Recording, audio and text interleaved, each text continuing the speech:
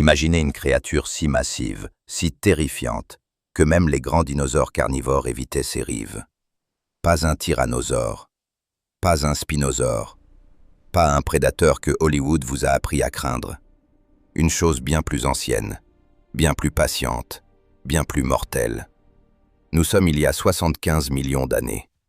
Le continent nord-américain est coupé en deux par une mer intérieure peu profonde, la mer de Bear Paw, dont les eaux tièdes s'étendent de l'actuel golfe du Mexique jusqu'au Canada. Les côtes de cette mer sont couvertes de forêts denses, de marécages brumeux, de deltas fluviaux où l'air chaud vibre sous une chaleur humide et écrasante. Et dans ces eaux sombres, quelque chose attend. Une forme longue de plus de 10 mètres, peut-être 12, peut-être davantage. Un corps blindé de plaques osseuses épaisses comme des boucliers. Une gueule armée de dents coniques capables de broyer l'os comme du verre. Ce n'est pas un dinosaure, ce n'est pas un monstre marin, c'est un crocodilien. Un reptile appartenant au même groupe que les crocodiles qui peuplent encore nos fleuves aujourd'hui. Mais il n'a rien à voir avec eux. Son nom est Deinosuchus, et il pesait autant qu'un éléphant d'Afrique, peut-être davantage. Sa gueule pouvait s'ouvrir sur une largeur capable d'engloutir un homme entier. La force de morsure estimée par les modèles biomécaniques de l'université de Bristol dépasse celle de n'importe quel prédateur terrestre de son époque. Les paléontologues ont retrouvé ces dents dans les os de dinosaures hadrosaures. Ils ont retrouvé ces traces fossilisées sur des berges qui existent depuis 75 millions d'années. Ils ont reconstitué, os par os, la silhouette d'un prédateur qui brisait toutes les règles que nous pensions connaître sur les crocodiliens. Pendant plus d'un siècle, Deinosuchus est resté une énigme fragmentée.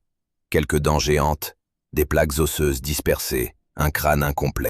Les scientifiques se disputaient sur sa taille réelle, sur son mode de vie, sur sa place exacte dans l'arbre évolutif des crocodiliens. Puis les découvertes se sont accumulées, et chaque nouvelle trouvaille rendait ce monstre encore plus extraordinaire. Aujourd'hui, grâce aux analyses isotopiques, aux scanners tomographiques de crânes fossilisés, aux modélisations informatiques et à des décennies de fouilles dans les formations géologiques du sud-ouest américain, nous commençons à vraiment comprendre ce qu'était Deinosuchus. Ce que nous avons découvert dépasse tout ce que le cinéma a jamais imaginé. Dans ce documentaire, nous allons remonter le temps jusqu'au Crétacé supérieur. Nous allons suivre l'histoire de la découverte de Deinosuchus, depuis le premier fragment de dents exhumé au XIXe siècle jusqu'aux révisions scientifiques les plus récentes. Nous allons décortiquer son anatomie, comprendre ses stratégies de chasse, replacer cette créature dans son écosystème et tenter de répondre à une question qui fascine les paléontologues depuis des décennies. Comment un crocodilien a-t-il pu atteindre une taille aussi colossale? Et pourquoi une telle lignée a-t-elle disparu? Restez avec nous. L'histoire de Deinosuchus ne fait que commencer. Tout commence en 1858. Dans les collines arides de Caroline du Nord, un géologue du nom d'Ebenezer Emmons arpente les affleurements rocheux d'une formation sédimentaire que les spécialistes appellent aujourd'hui la formation de Black Creek. Il cherche des fossiles. Il en trouve. Mais ce qu'il sort de la roche ce jour-là, il ne peut pas encore le comprendre. Des dents. Des dents d'une taille anormale, coniques, robustes, légèrement courbées. Des dents qui ressemblent à celles d'un crocodile, mais d'un crocodile que personne n'a jamais vu. Emmons les catalogue, les décrit, les mesure. Il publie ses observations. Et puis la science passe à autre chose. Ces dents restent dans les tiroirs de l'histoire pendant des décennies, attendant que quelqu'un comprenne ce qu'elles représentent vraiment. Il faut attendre 1902. Le paléontologue John Bell Hatcher fouille dans les sédiments de la formation de Judith River, dans ce qui est aujourd'hui le Montana. Il exhume des fragments osseux qui dépassent tout ce que ses contemporains ont jamais observé chez un crocodilien. Des plaques dermiques, ces boucliers osseux qui couvrent le dos des crocodiles, de la taille d'une assiette, des vertèbres massives, et des dents, encore des dents, toujours ces dents impossibles. Hatcher transmet ses trouvailles à un autre scientifique, John Whitfield Gidley, qui les fait parvenir au paléontologue William Jacob Holland. En 1909, Holland publie une description formelle de ces restes et leur donne un nom. Deinosuchus hatcheri, du grec deinos, terrible, et suchos, crocodile. Le crocodile terrible. En hommage à Hatcher, qui avait exhumé les premiers fragments significatifs. Mais voilà le problème. Holland n'a pas grand-chose sous la main. Quelques dents, quelques plaques. Aucun crâne complet, aucune mâchoire entière. Il estime la longueur de l'animal à environ 6 mètres, une estimation prudente, raisonnable pour l'époque. Et pendant des décennies, c'est cette image qui s'impose. Un grand crocodile, impressionnant, mais pas fondamentalement différent de ce que le monde mésozoïque avait déjà produit. La science en reste là. Les années passent. Deinosuchus somnole dans les publications spécialisées, mentionnées ici et là, jamais vraiment au centre de l'attention. D'autres dinosaures monopolisent les manchettes. Tyrannosaurus rex décrit en 1905, Brachiosaurus, Triceratops. Deinosuchus attend. Puis vient 1940, et tout change. Un paléontologue américain du nom de Barnum Brown, oui, le même Barnum Brown qui avait participé à la description de Tyrannosaurus rex des années plus tôt, se retrouve dans les Badlands du Texas occidental, dans la région de Big Bend. C'est un paysage aride et désolé aujourd'hui, mais les roches qui y affleurent appartiennent à la formation de Agoura, des sédiments déposés au Crétacé supérieur il y a environ 75 à 80 millions d'années. Ce que Brown et son équipe exhument là-bas dépasse tout ce qu'on avait trouvé jusqu'alors. Un crâne partiel, fragmenté, incomplet, mais d'une taille ahurissante. Des mâchoires dont les dimensions sont sans équivalent dans les archives fossiles des crocodiliens. Brown mesure, calcule, recalcule. Il comprend que l'estimation de Holland était très en deçà de la réalité. Cet animal ne mesurait pas 6 mètres. Il en mesurait peut-être le double. En 1954, le paléontologue Edwin Colbert et son collègue Roland Bird publient une analyse détaillée des restes découverts par Brown. Ils révisent drastiquement les estimations de taille. Selon leurs calculs, Deinosuchus pouvait atteindre 15 mètres de long. 15 mètres. La longueur d'un autobus articulé. La longueur d'un cachalot adulte mâle. Le monde scientifique est frappé de stupeur. Mais l'histoire ne s'arrête pas là. Parce que cette estimation de 15 mètres va elle aussi être remise en question. Pas vers le bas, vers le haut. Puis vers le bas encore. Puis affinée, nuancée, débattue pendant des décennies. Voilà l'un des aspects les plus fascinants de l'histoire de Deinosuchus. C'est une créature qui n'a cessé de se transformer dans l'esprit des scientifiques. Chaque nouvelle découverte, chaque nouvelle analyse, chaque nouvelle méthode d'investigation a redessiné ses contours. Et aujourd'hui encore, certaines questions fondamentales restent ouvertes. Pourquoi est-il si difficile d'estimer la taille de Deinosuchus? La réponse tient à la nature même des crocodiliens. Contrairement aux dinosaures, dont la croissance s'arrête à l'âge adulte, les crocodiliens croissent tout au long de leur vie, plus lentement à mesure qu'ils vieillissent, mais ils ne s'arrêtent jamais complètement. Ce qu'on appelle la croissance indéterminée. Ce phénomène signifie que la taille d'un individu dépend directement de son âge, de sa santé, de la disponibilité en nourriture et des conditions environnementales. Et il signifie autre chose encore, quelque chose de vertigineux. Si Deinosuchus vivait aussi longtemps que semblent l'indiquer les anneaux de croissance observés dans ses os fossiles, certains individus pouvaient avoir des décennies, voire plus d'un siècle, d'existence derrière eux. Des individus exceptionnellement vieux, dans des conditions exceptionnellement favorables, pouvaient atteindre des dimensions que nos modèles actuels peinent encore à évaluer avec précision. Les anneaux de croissance. C'est l'une des clés de l'enquête paléontologique moderne sur Deinosuchus. À l'image des anneaux d'un tronc d'arbre, les os des reptiles conservent des marques annuelles de croissance, des lignes d'arrêt de croissance, ou LAG, pour Lines of Arrested Growth. En comptant ces lignes, les paléontologues peuvent estimer l'âge d'un individu au moment de sa mort. En mesurant l'épaisseur des zones entre ces lignes, ils peuvent reconstituer la courbe de croissance de l'espèce. Une étude publiée en 2023 dans la revue Scientific Reports, conduite par une équipe internationale incluant des chercheurs de l'Université de l'État de New York à Fredonia, a appliqué cette méthode à des fragments osseux de Deinosuchus. Les résultats sont éloquents. Deinosuchus grandissait vite, bien plus vite que les crocodiles actuels. Sa courbe de croissance ressemblait davantage à celle d'un grand dinosaure qu'à celle d'un reptile à métabolisme lent. Ce n'est pas anodin. Cela suggère un métabolisme plus actif, une physiologie peut-être plus dynamique que ce qu'on imaginait. Mais revenons à la question de la taille réelle. Combien mesurait Deinosuchus? Les estimations actuelles, basées sur les spécimens les mieux conservés et les méthodes de modélisation les plus récentes, convergent vers une fourchette de 8 à 12 mètres pour les individus représentatifs. Certains chercheurs maintiennent que des individus exceptionnels pouvaient dépasser ces dimensions. L'estimation de 15 mètres avancée par Colbert et Bird est aujourd'hui considérée comme trop haute par la majorité des spécialistes. Elle reposait sur une extrapolation à partir de fragments incomplets et sur des méthodes de calcul aujourd'hui dépassées. Mais voici ce qui est certain, et ce qui reste stupéfiant, même avec des estimations plus conservatrices. Un Deinosuchus de 10 mètres, pesant entre 2 et 5 tonnes selon les modèles volumétriques publiés dans le Journal of Vertebrate Paleontology, serait le plus grand crocodilien ayant jamais existé. Il dépasserait le Sarcosuchus imperator africain, son cousin du Crétacé inférieur. Il écraserait les crocodiles de mer actuels, dont les plus grands individus atteignent à peine 6 mètres. Et sa gueule, parlons de sa gueule. Le crâne partiel exhumé dans la formation de Aguja mesure environ 1,50 m de long. 1,50 m pour un crâne. Cela représente environ 15 à 20% de la longueur totale du corps. Un ratio qui, appliqué aux méthodes de reconstruction anatomique standard pour les crocodiliens, place l'animal entre 8 et 12 mètres. Mais ce crâne partiel a révélé quelque chose d'autre, quelque chose que les paléontologues n'attendaient pas. Les dents de Deinosuchus n'étaient pas toutes identiques. À l'avant de la mâchoire, des dents coniques classiques, le profil standard d'un crocodilien chasseur de proies glissantes, de poissons, de reptiles aquatiques. Mais à l'arrière des mâchoires, les dents changeaient de forme. Elles devenaient plus larges, plus émoussées, plus robustes. Des dents adaptées non pas à attraper une proie, mais à la broyer. Des dents capables de fracturer l'os.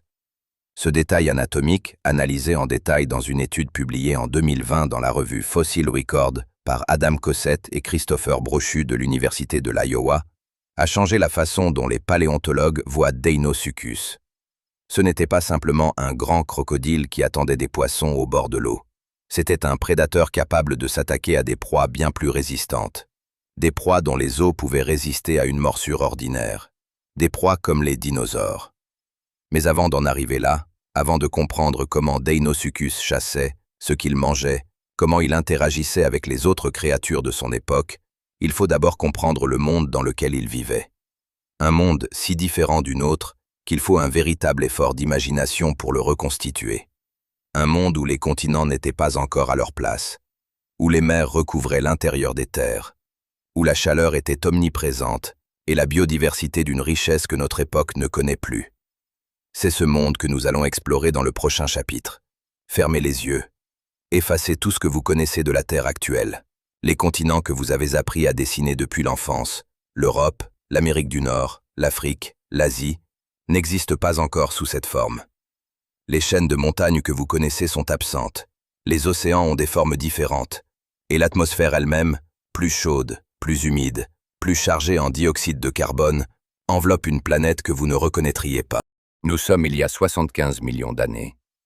Le Crétacé supérieur. Et la Terre ressemble à une version fébrile, tropicale, exubérante d'elle-même. Commençons par ce détail géographique qui change tout pour comprendre Deinosuchus. L'Amérique du Nord, le continent où cet animal vivait, n'est pas un bloc unique. Elle est coupée en deux dans le sens de la longueur par une étendue d'eau intérieure appelée la mer de Bearpaw, ou voie maritime intérieure occidentale. Cette mer peu profonde, dont les eaux atteignaient rarement plus de 900 mètres de profondeur selon les modèles sédimentologiques publiés dans le journal Paléogéographie, Paléoclimatologie, Paléoécologie, s'étendait du golfe du Mexique actuel jusqu'à l'actuel archipel arctique canadien. Elle divisait le continent en deux masses terrestres distinctes, l'Aramidia à l'ouest, Appalachia à l'est. Deinosuchus vivait sur les deux rives de cette mer. Les fossiles retrouvés sur les côtes est de l'Aramidia, dans ce qui est aujourd'hui le Texas, le Montana, le Wyoming, l'Utah, et les fossiles retrouvés sur les côtes ouest d'Appalachia, dans les formations de Caroline du Nord, du New Jersey, du Georgia, appartiennent au même genre, mais peut-être pas à la même espèce. Nous y reviendrons. Car cette séparation géographique a eu des conséquences évolutives fascinantes. Mais d'abord, parlons du climat. Le Crétacé supérieur est l'une des périodes les plus chaudes de l'histoire récente de notre planète. Il n'y avait pas de glace permanente aux pôles. Les températures moyennes globales étaient supérieures d'environ 10 degrés Celsius à celles d'aujourd'hui, selon les analyses isotopiques des foraminifères, ces minuscules organismes marins dont les coquilles fossilisées enregistrent la température des eaux anciennes avec une précision remarquable. Les zones tropicales et subtropicales couvraient une superficie bien plus grande que de nos jours. Les forêts s'étendaient jusqu'aux latitudes actuellement occupées par la toundra. Sur les rives de la voie maritime intérieure occidentale, le climat était chaud et humide.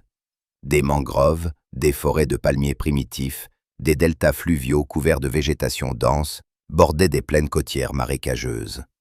L'air était saturé d'humidité. Les pluies saisonnières transformaient les plaines basses en étendues d'eau peu profondes.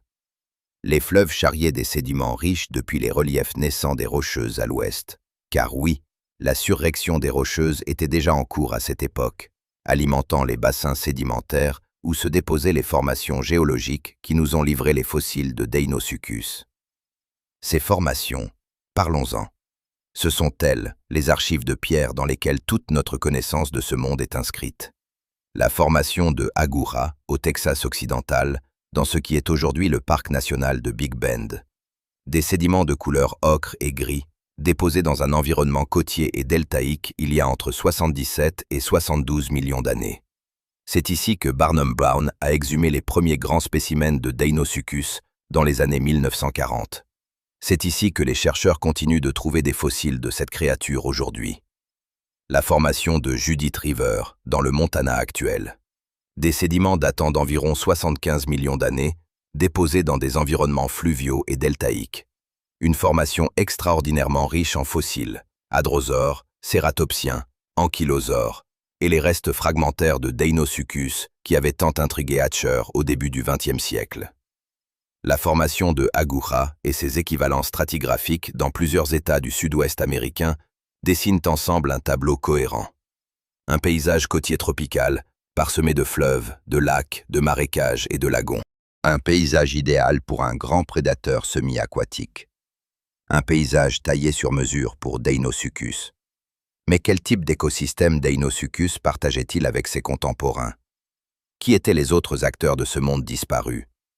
À l'Aramidia, la masse terrestre occidentale, la faune de dinosaures était extraordinairement diversifiée.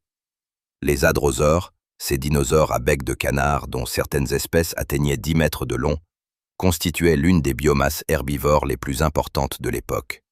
Des troupeaux entiers de Critosaurus, d'Edmontosaurus, de Gryposaurus broutaient les plaines côtières et les forêts riveraines. Ils constituaient une ressource alimentaire colossale et potentiellement accessible pour un prédateur assez puissant pour les affronter.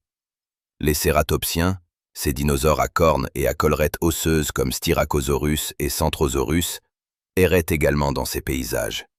Pesant plusieurs tonnes, armés de cornes redoutables, ils représentaient un défi même pour les plus grands prédateurs terrestres. Mais depuis le bord de l'eau, pour un prédateur patient et puissant, la donne était peut-être différente. Et les prédateurs terrestres? Les théropodes, les dinosaures carnivores bipèdes, étaient bien représentés. Des albertosaures, des tyrannosaures primitifs, des dromaeosauridés. La formation de Aguja a livré les restes de Daspletosaurus, un grand tyrannosaure prédateur, cousin plus ancien et plus primitif du célèbre Tyrannosaurus rex qui n'apparaîtra que 6 à 7 millions d'années plus tard. Voilà une donnée qui mérite qu'on s'y attarde. Deinosuchus et les tyrannosaures de son époque étaient contemporains. Ils partageaient le même habitat côtier, les mêmes fleuves, les mêmes rives. Deux prédateurs apex, l'un terrestre, l'autre semi-aquatique, évoluant dans le même espace géographique. Comment interagissaient-ils? La question est fascinante. Et nous avons des éléments de réponse, des éléments gravés dans la pierre, littéralement. Mais nous y reviendrons. Sur les côtes d'Appalachia, la masse terrestre orientale, l'écosystème était différent. Appalachia était une série d'îles et de péninsules basses, plus isolées, avec une faune distincte. Les dinosaures y étaient généralement de plus petite taille.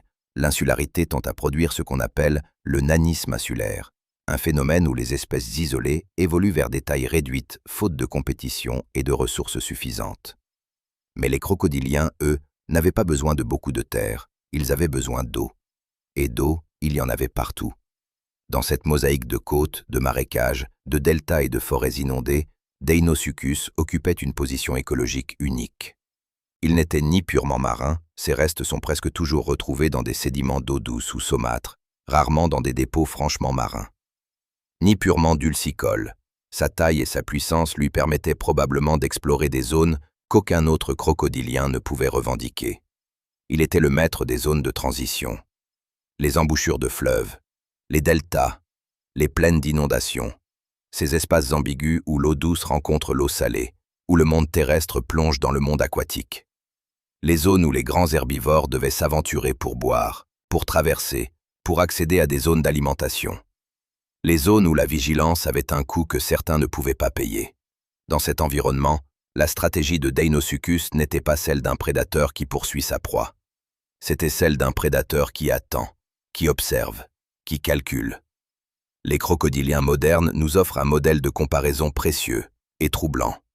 Le crocodile du Nil, le crocodile marin, le caïman géant, tous partagent cette même philosophie de chasse, l'immobilité prolongée, la patience absolue, l'attaque explosive, dévastatrice, depuis le monde aquatique vers le monde terrestre. Maintenant, multipliez ces capacités par 2, par 3. Imaginez un crocodile du Nil, déjà capable de tuer un zèbre adulte, déjà capable de faire basculer une antilope de 200 kg dans les eaux d'un fleuve africain, et donnez-lui 10 mètres de long, 5 tonnes de masse et une gueule d'1,50 m. C'est Deinosuchus. Et les dinosaures herbivores qui venaient boire sur ces rives n'avaient aucun précédent évolutif qui leur aurait appris à craindre quelque chose d'aussi grand venu de l'eau. Mais il y a quelque chose d'autre dans cet environnement du Crétacé supérieur qui mérite notre attention. Quelque chose que les géologues ont reconstitué avec une précision croissante. Les rythmes saisonniers de cet écosystème côtier. Les analyses sédimentologiques des formations de cette époque révèlent des cycles de dépôt qui correspondent à des variations saisonnières marquées. Des saisons des pluies intenses, suivies de périodes plus sèches. Des crues qui transformaient les plaines côtières en étendues d'eau peu profondes, forçant les herbivores terrestres à se déplacer, à chercher des terres émergées, à traverser des bras d'eau qui, quelques semaines plus tôt, n'existaient pas. Ces moments de migration saisonnière étaient probablement des périodes de chasse extraordinairement productives pour Deinosuchus. Des troupeaux entiers contraints de traverser des plans d'eau, des animaux affaiblis par des semaines de déplacement, des jeunes individus moins vigilants, moins expérimentés. Un prédateur patient n'avait qu'à attendre.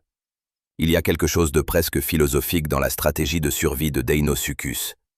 Dans un monde dominé par la vitesse, les armes et l'agressivité des grands théropodes, cet animal avait choisi une autre voie. Pas la course, pas la poursuite, pas le combat ouvert, la patience, la discrétion. L'exploitation des marges, des zones de transition, des moments de vulnérabilité. Et cette stratégie avait fonctionné pendant des millions d'années, avant que les premiers paléontologues ne commencent à exhumer ses traces. Maintenant que nous connaissons le monde de Deinosuchus, ses côtes brumeuses, ses deltas tropicaux, ses contemporains à plumes et à cornes, il est temps de plonger dans l'animal lui-même, de comprendre sa mécanique interne, de décortiquer son anatomie os par os, dent par dent, écaille par écaille. De comprendre pourquoi ce corps, construit selon un plan évolutif vieux de 200 millions d'années, était capable de faire ce qu'aucun autre crocodilien n'avait jamais fait avant lui. C'est ce que nous allons explorer dans le prochain chapitre. Imaginez que vous êtes paléontologue. Vous avez devant vous une table couverte de fragments osseux, des dents, des plaques dermiques, des vertèbres, des fragments de crâne. Ces pièces proviennent de plusieurs sites différents, de plusieurs états, de plusieurs décennies de fouilles. Votre travail consiste à assembler ce puzzle incomplet et à reconstituer un animal que personne n'a jamais vu vivant. Un animal dont les derniers représentants ont disparu il y a 66 millions d'années. C'est exactement ce que des générations de paléontologues ont fait avec Deinosuchus. Et le portrait qui émerge de cet assemblage laborieux est celui d'une créature d'une efficacité biologique presque déconcertante. Commençons par ce qui définit Deinosuchus avant toute chose, sa taille. Les estimations actuelles les plus rigoureuses, basées sur les spécimens les mieux conservés et les méthodes de mise à l'échelle les plus récentes, placent les individus adultes représentatifs entre 8 et 11 mètres de longueur totale. Le poids est plus difficile à estimer avec précision. Il dépend fortement de la morphologie corporelle retenue dans les modèles volumétriques. Les fourchettes publiées dans la littérature spécialisée varient entre 2,5 et 8 tonnes selon les auteurs et les méthodes employées. Une étude de 2022, publiée dans le Journal of Vertebrate Paleontology, utilisant des modèles volumétriques tridimensionnels basés sur les proportions des crocodiliens actuels, propose une masse centrale autour de 4 à 5 tonnes pour un individu de 10 mètres. 4 à 5 tonnes, c'est le poids d'un rhinocéros blanc adulte. C'est plus lourd que la plupart des camions de livraison urbains. C'est une masse qui, concentrée dans un corps de 10 mètres de long, profilé, blindé, propulsé par une musculature puissante, représente une force cinétique considérable. Mais la taille seule ne suffit pas à expliquer pourquoi Deinosuchus était ce qu'il était. Ce qui rend cet animal fascinant, c'est la façon dont chaque composant de son anatomie s'articule en un système cohérent, parfaitement adapté à son rôle d'apex prédateur semi-aquatique. Commençons par le crâne. Le crâne de Deinosuchus est la pièce maîtresse de son arsenal. Large, massif, légèrement arrondi à l'avant, contrairement au museau étroit et effilé des gavials actuels, spécialisés dans la capture de poissons. Cette forme de museau, plus courte et plus robuste que celle de la plupart des crocodiliens de taille comparable, est ce que les anatomistes appellent un museau brévirostre. Et cette forme n'est pas un hasard. Elle est le produit de millions d'années de sélection naturelle en faveur d'une mécanique de morsure particulière. Un museau court et large génère une force de morsure bien supérieure à celle d'un museau long et étroit. La physique est simple. Le levier est plus court, la force transmise aux dents est plus grande. Les modèles biomécaniques développés par une équipe de l'Université de Bristol et publiés dans la revue PeerG en 2019 estiment que la force de morsure de Deinosuchus pouvait atteindre entre 18 000 et 23 000 newtons pour les individus de grande taille. Pour donner une idée de ce que cela représente, la force de morsure d'un grand crocodile du Nil adulte est estimée à environ 22 000 newtons, celle d'un requin blanc à environ 20 000 newtons, et celle de Tyrannosaurus rex, le champion absolu des forces de morsure parmi les dinosaures, est estimée entre 35 000 et 57 000 newtons selon les études. Deinosuchus n'égalait donc probablement pas la morsure d'un Tyrannosaurus rex adulte. Mais il surpassait largement tous les autres prédateurs de son écosystème. Et surtout, sa morsure avait une qualité que celle du tyrannosaure n'avait pas. Elle était appliquée depuis l'eau, dans un contexte où la proie ne pouvait pas fuir facilement. Une morsure que la proie ne voyait souvent pas venir. Parlons maintenant des dents. Car les dents de Deinosuchus sont l'un des éléments les plus informatifs de toute son anatomie. L'étude publiée en 2020 dans Fossil Record par Adam Cossette et Christopher Brochu a réalisé quelque chose d'essentiel. Elle a fourni la première description détaillée et systématique des différents types de dents présents dans les mâchoires de Deinosuchus. Et ce qu'elle révèle est remarquable. À l'avant de la gueule, les dents sont coniques, légèrement comprimées latéralement, avec une surface lisse et brillante. Des dents à prise. Des dents conçues pour saisir et retenir une proie glissante. Puis, à mesure qu'on progresse vers l'arrière des mâchoires, la morphologie change de façon spectaculaire. Les dents deviennent globiformes, arrondies, larges à la base, avec une couronne émoussée et une surface présentant des stries caractéristiques. Des dents que les spécialistes qualifient de dents en forme de boulet. Ces dents postérieures globiformes sont uniques parmi les crocodiliens connus. Elles n'ont pas d'équivalent chez les espèces actuelles, et leur signification fonctionnelle est claire.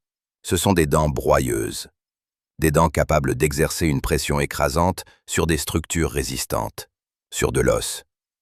Cette hétérodontie, cette variation de la forme des dents sur la longueur des mâchoires, suggère un régime alimentaire varié et opportuniste. Un animal capable d'adapter sa technique d'attaque à la nature de sa proie. Des poissons et des reptiles aquatiques attrapés à l'avant de la gueule. Des proies plus grandes et plus résistantes, potentiellement des dinosaures, finis avec les dents arrière, qui pouvaient broyer les os et extraire la moelle osseuse riche en nutriments. Et il y a les plaques dermiques. Ces boucliers osseux qui couvrent le dos et les flancs de tous les crocodiliens. Chez Deinosuchus, ces ostéodermes, c'est leur nom technique, atteignaient des dimensions exceptionnelles. Certains spécimens retrouvés dans la formation de Aguja mesurent jusqu'à 15 cm de diamètre et plusieurs centimètres d'épaisseur. Ils étaient organisés en rangées parallèles qui couraient le long du dos de l'animal, formant une armure articulée d'une résistance remarquable. Cette armure servait plusieurs fonctions. Protection contre les morsures d'autres prédateurs ou d'autres individus de la même espèce lors de combats pour le territoire ou la reproduction. Thermorégulation. Les ostéodermes, richement vascularisés selon les modèles anatomiques basés sur des spécimens actuels bien conservés, pouvaient absorber et distribuer la chaleur solaire. Et peut-être une fonction de rigidification du corps, réduisant la torsion latérale excessive de la colonne vertébrale lors d'attaques puissantes. Maintenant, comment Deinosuchus se déplaçait-il? Dans l'eau, la réponse est relativement simple. Comme tous les crocodiliens, il se propulsait principalement grâce à des ondulations latérales de sa queue puissante, comprimée latéralement comme une rame. Les membres postérieurs pouvaient contribuer à la propulsion en eau peu profonde. Cette locomotion aquatique est extrêmement efficace et peu coûteuse en énergie, ce qui explique pourquoi les crocodiliens modernes peuvent rester immobiles pendant des heures, voire des jours, avant d'exploser en une attaque dévastatrice. Sur Terre, c'est plus complexe. Et c'est là qu'une découverte anatomique relativement récente change notre vision de Deinosuchus.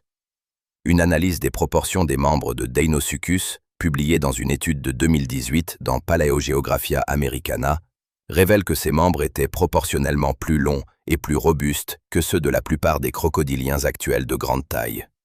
Ces membres antérieurs, notamment, présentaient une structure osseuse qui suggère une capacité à soulever le corps entier du sol, dans ce qu'on appelle la posture haute, high walk, plus efficacement que ne le fait un grand crocodile du Nil adulte, dont le ventre traîne souvent sur le sol lors des déplacements terrestres. Cette capacité à adopter une posture haute sur Terre n'est pas anecdotique. Elle signifie que Deinosuchus était probablement un prédateur plus mobile sur les berges qu'on ne l'imaginait initialement. Pas un sprinter, sa masse l'en empêchait, mais capable d'émerger rapidement de l'eau, de couvrir quelques mètres en terrain découvert, de saisir une proie qui pensait être hors de danger à une distance raisonnable de la berge. Les crocodiles du Nil actuels peuvent charger sur Terre sur des distances allant jusqu'à 10 mètres avec une rapidité surprenante. Un animal de la masse de Deinosuchus aurait probablement une plage de charge terrestre plus limitée, mais même 5 ou 6 mètres d'attaque terrestre explosive représentaient une zone de danger mortel pour tout ce qui s'approchait des berges. Mais il y a encore un aspect de l'anatomie de Deinosuchus que nous n'avons pas abordé. Un aspect qui a suscité un débat animé parmi les paléontologues depuis des décennies. La question de son museau et de ce qu'il révèle sur sa classification évolutive. Parce que Deinosuchus n'était pas simplement un grand crocodile. Sa position dans l'arbre évolutif des crocodiliformes est plus précise et plus intéressante que cela. Les crocodiliformes constituent un groupe vaste qui comprend non seulement les crocodiles, les alligators et les gavials actuels, mais aussi une radiation évolutive extraordinairement diverse d'espèces fossiles. Des crocodiliformes terrestres coureurs, des crocodiliformes marins au corps fuselé comme des dauphins, des crocodiliformes herbivores aux dents aplaties comme des feuilles. L'histoire évolutive de ce groupe, qui remonte au Trias supérieur, il y a environ 220 millions d'années, est l'une des plus riches et des plus surprenantes de l'histoire des vertébrés. Deinosuchus appartient à la famille des Alligatoroidea, les alligatoroïdes. Ce n'est pas un crocodile au sens strict. C'est plus proche des alligators et des caïmans actuels que des vrais crocodiles. Une étude phylogénétique approfondie publiée en 2020 par Cossette et Brochu dans la revue Journal of Vertebrate Paleontology a confirmé et précisé cette position, plaçant Deinosuchus comme membre basal des alligatoroïdes, divergeant de la lignée principale de ce groupe bien avant l'apparition des alligators tels que nous les connaissons aujourd'hui. Et cette même étude a révélé quelque chose d'autre. Quelque chose qui répond à une question qui traînait dans les archives paléontologiques depuis les années 1940. Il n'existe pas une seule espèce de Deinosuchus. Il en existe 3.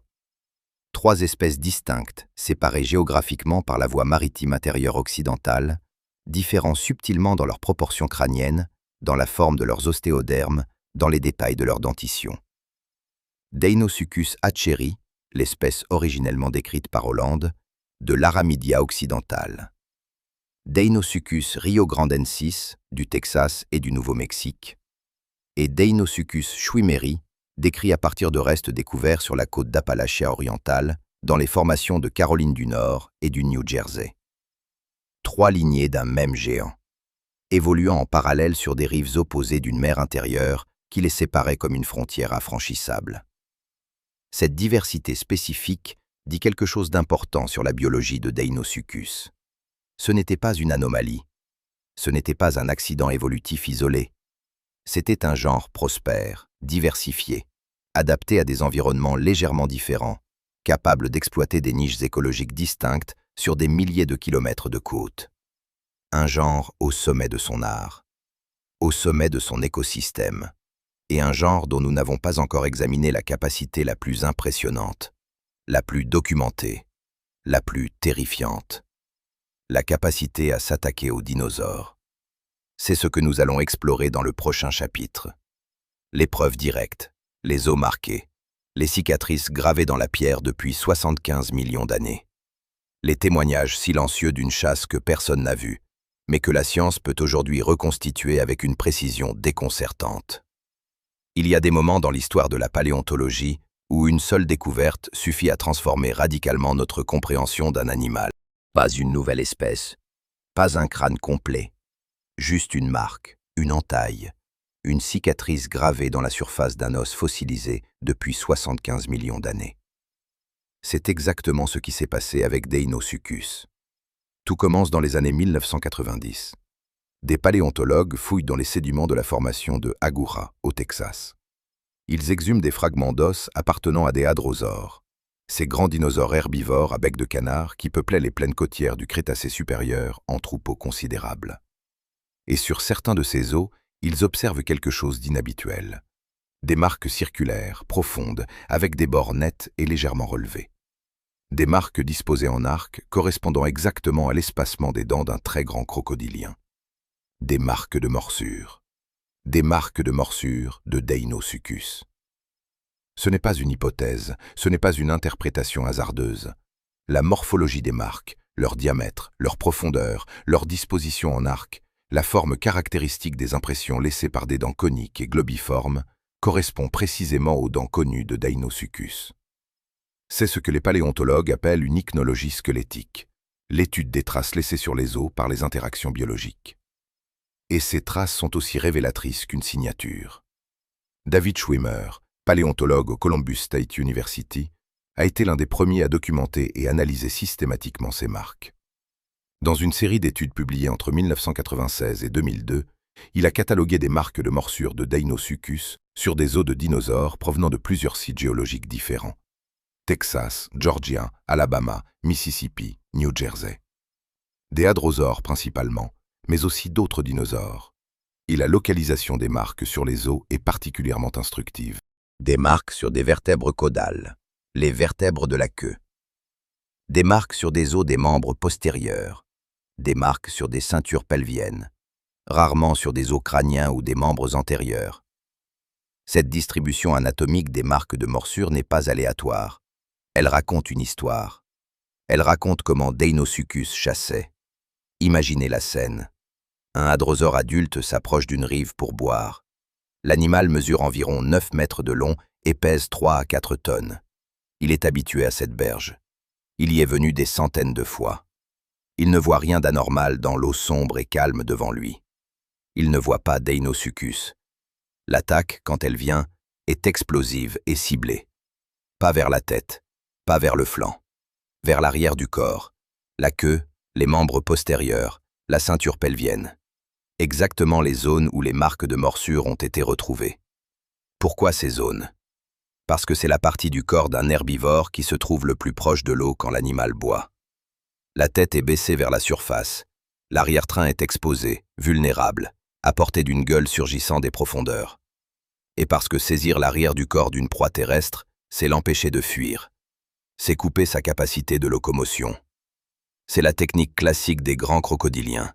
Ne pas tuer immédiatement, mais immobiliser, déséquilibrer, ramener la proie dans l'eau où le prédateur est maître absolu. Un Deinosuchus de 10 mètres, avec une force de morsure estimée à plus de 20 000 newtons, saisissant l'arrière-train d'un hadrosaure de 4 tonnes, pouvait-il le faire basculer dans l'eau? Les modèles biomécaniques suggèrent que oui. Pas en un seul mouvement, mais en combinant la traction de la morsure avec la force de rotation du corps dans l'eau, ce que les crocodiliens appellent le death roll, la rotation en tonneau. Le mouvement où le crocodile tord son corps entier autour de son axe longitudinal pour arracher des morceaux de chair ou pour déséquilibrer une proie résistante. Le death roll est l'une des techniques les plus dévastatrices du règne animal. Appliqué par un animal de 5 tonnes à une proie de 4 tonnes, il génère des forces de torsion capables de fracturer les os longs, de déchirer les tendons, de désarticuler les vertèbres. Certains des os de dinosaures marqués par Deinosuchus présentent des fractures compatibles avec ce type de force de torsion. Des fractures spiralées sur des os longs, des désarticulations entre vertèbres adjacentes, des traces qui racontent non pas une morsure simple, mais une interaction prolongée et violente. Mais les marques de morsure révèlent encore autre chose, quelque chose de plus subtil et de plus fascinant d'un point de vue comportemental. Certains des os marqués présentent des signes de guérison, des remaniements osseux autour des marques de morsure, une réponse biologique qui ne se produit que si l'animal était encore vivant lors de l'attaque, et s'il a survécu suffisamment longtemps après pour que son organisme commence à réparer les dommages. Ce que cela signifie est remarquable.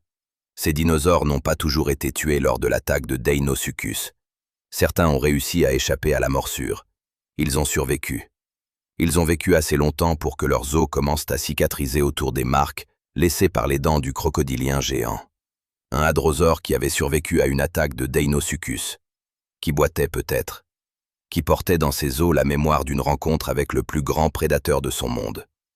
Et il y a un autre type de preuve, moins connue, plus récente, et peut-être encore plus révélatrice. En 2021, une équipe de paléontologues dirigée par Stephanie Drummeller de l'Université du Tennessee a publié dans la revue PLOS ONE une analyse détaillée de marques de morsures trouvées sur des os de dinosaures cératopsiens, ces dinosaures à cornes provenant de la formation de Agoura. Des marques qui, selon l'analyse morphométrique conduite par l'équipe, correspondaient aux dents postérieures globiformes de Deinosuchus, les fameuses dents broyeuses que nous avons décrites dans le chapitre précédent. Des marques produites non pas par les dents antérieures de prise, celles utilisées pour saisir, mais par les dents postérieures de broyage, celles qui fracturent l'os. Cela signifie que Deinosuchus avait suffisamment profondément enfoncé sa proie dans sa gueule pour que les dents postérieures entrent en contact avec les os. Une proie déjà partiellement dans la gueule du prédateur, déjà immobilisée, déjà en train d'être traitée comme de la nourriture. C'est brutal, c'est précis, et c'est réel. Mais voici la question qui surgit naturellement à ce stade. Ces preuves de prédation sur des dinosaures sont extraordinaires. Elles sont convaincantes. Mais s'agissait-il véritablement de chasse active ou de charognage? Deinosuchus chassait-il des dinosaures vivants ou se contentait-il de consommer des carcasses? La question mérite d'être posée sérieusement. Le charognage est une stratégie alimentaire parfaitement valide pour un grand prédateur. Les lions charognent régulièrement. Les hyènes chassent plus qu'on ne le croyait. La distinction entre chasseurs actifs et charognards n'est pas toujours aussi nette qu'on le pense. Mais plusieurs éléments penchent en faveur d'une chasse active, au moins partielle. Premièrement, les marques de cicatrisation sur certains os qui indiquent que l'animal mordu était vivant lors de l'attaque et a survécu. Un charognard s'attaque à des carcasses, pas à des animaux vivants qui peuvent ensuite s'échapper. Deuxièmement, la localisation des marques de morsure, systématiquement sur l'arrière du corps, compatible avec une technique d'embuscade depuis l'eau, pas avec une consommation aléatoire d'une carcasse. Troisièmement, les analyses isotopiques. Les analyses isotopiques du carbone et de l'azote contenus dans les os et les dents de Deinosuchus donnent des informations précieuses sur sa position dans la chaîne alimentaire. Une étude publiée dans Paléogéographie, Paléoclimatologie, Paléoécologie, utilisant des analyses d'isotopes stables sur des spécimens de la formation de Aguja et de la formation de Judith River, place Deinosuchus au sommet de la chaîne trophique, au même niveau ou au-dessus des grands théropodes terrestres de la même époque. Cette position trophique n'est pas compatible avec un régime alimentaire basé principalement sur le charognage ou sur des proies de petite taille. Et puis, il y a la taille des proies potentielles. Les hadrosaures adultes pesaient entre 3 et 5 tonnes. Un Deinosuchus de 10 mètres et 4 à 5 tonnes aurait du mal à déplacer une carcasse complète d'un animal aussi lourd. Le rapport de masse est trop équilibré. Une carcasse de 4 tonnes dans un environnement côtier chaud et humide se décompose rapidement et attire immédiatement une compétition intense des charognards. Pour qu'une morsure de Deinosuchus se retrouve sur les os d'un hadrosaure dans un contexte de charognage, il aurait fallu que Deinosuchus arrive le premier sur la carcasse, avant les théropodes terrestres, avant les ptérosaures, avant les autres crocodiliens. Possible. Mais la cohérence de la distribution anatomique des marques parle davantage d'une technique de chasse répétée que d'opportunités de charognage ponctuelles. La conclusion la plus parcimonieuse, celle qui explique le mieux l'ensemble des données disponibles, est que Deinosuchus pratiquait une chasse active depuis l'eau, ciblant principalement l'arrière du corps de grands herbivores venant s'abreuver ou traverser des cours d'eau, avec probablement des opportunités de charognage saisies quand elles se présentaient. Un prédateur opportuniste au sens noble du terme, capable de s'adapter aux circonstances. Mais il reste une question que nous n'avons pas encore abordée. Une question qui concerne l'interaction la plus fascinante de toute l'écologie du Crétacé supérieur côtier. Que se passait-il quand Deinosuchus et les grands théropodes terrestres se retrouvaient face à face? Nous savons qu'ils partageaient le même habitat. Nous savons qu'ils se disputaient potentiellement les mêmes ressources alimentaires. Nous avons des preuves que Deinosuchus s'attaquait aux mêmes espèces de dinosaures herbivores que chassaient les dasplétosaures et les autres tyrannosaures de cette époque. Mais avons-nous des preuves directes d'interaction entre Deinosuchus et les grands théropodes? Des confrontations? Des compétitions directes pour une carcasse ou une proie? La réponse est oui. Partielle, fragmentaire, mais réelle. Des fragments d'os de théropodes, pas des hadrosaures, pas des herbivores, ont été retrouvés dans des sédiments de la formation de Agoura en association avec des restes de Deinosuchus. L'association ne prouve pas une interaction directe, mais elle place les deux animaux dans le même lieu, au même moment géologique. Et il y a quelque chose de plus précis encore. Des fragments de dents de Deinosuchus ont été retrouvés sur des sites qui montrent également des traces de consommation de carcasses par des théropodes. La même carcasse, vraisemblablement, avait été fréquentée par les deux types de prédateurs à des moments différents, ou peut-être simultanément, dans une confrontation que nous ne pouvons pas reconstituer directement, mais que l'imagination peut remplir avec une précision terrifiante. Un dasplétosaure de 5 tonnes, bipède, armé de dents en forme de lame, rencontrant un Deinosuchus de 5 tonnes sur une berge, au bord d'un fleuve, tous les deux revendiquant la même carcasse fraîche. Qui cédait? Qui reculait? La réponse honnête est que nous ne savons pas. Les comportements ne se fossilisent pas.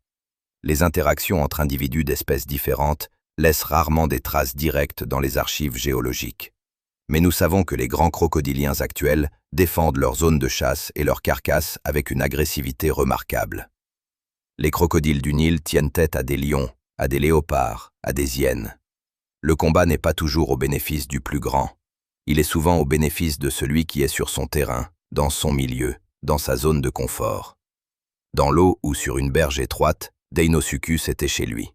Aucun théropode terrestre, si puissant soit-il, n'était adapté à combattre dans l'eau. Le milieu aquatique était l'égalisateur absolu. Mais au-delà des confrontations individuelles, au-delà des preuves de prédation osseuse, il y a une dimension de l'histoire de Deinosuchus que nous n'avons pas encore explorée. Une dimension qui concerne non pas sa biologie, mais son origine. Comment une telle créature est-elle apparue?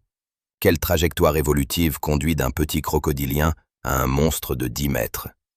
C'est l'histoire que nous allons raconter dans le prochain chapitre. L'histoire de la gigantisation. Comment Deinosuchus est devenu ce qu'il était.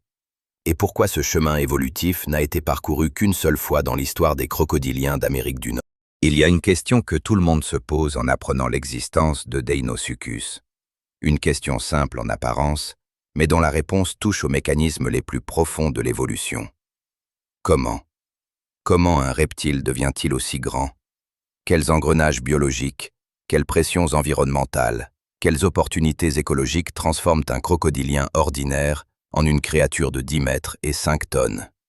Et pourquoi cette transformation ne s'est-elle produite qu'une seule fois, dans ce contexte géographique et temporel particulier, avant de s'éteindre sans laisser de descendants de taille comparable? Pour répondre à ces questions, il faut remonter bien plus loin que le Crétacé supérieur. Il faut remonter aux origines même des crocodiliformes. Et ce voyage dans le temps révèle une histoire évolutive d'une richesse et d'une complexité que peu de gens soupçonnent. Les crocodiliformes apparaissent dans les archives fossiles vers la fin du Trias, il y a environ 220 millions d'années. Leurs ancêtres immédiats étaient des archosaures, ce grand groupe de reptiles qui comprend également les dinosaures et, par extension, les oiseaux actuels. Au Trias, les archosaures connaissent une radiation évolutive extraordinaire après la grande extinction de la fin du Permien, il y a 252 millions d'années, qui avait éliminé environ 96% des espèces marines et 70% des espèces terrestres.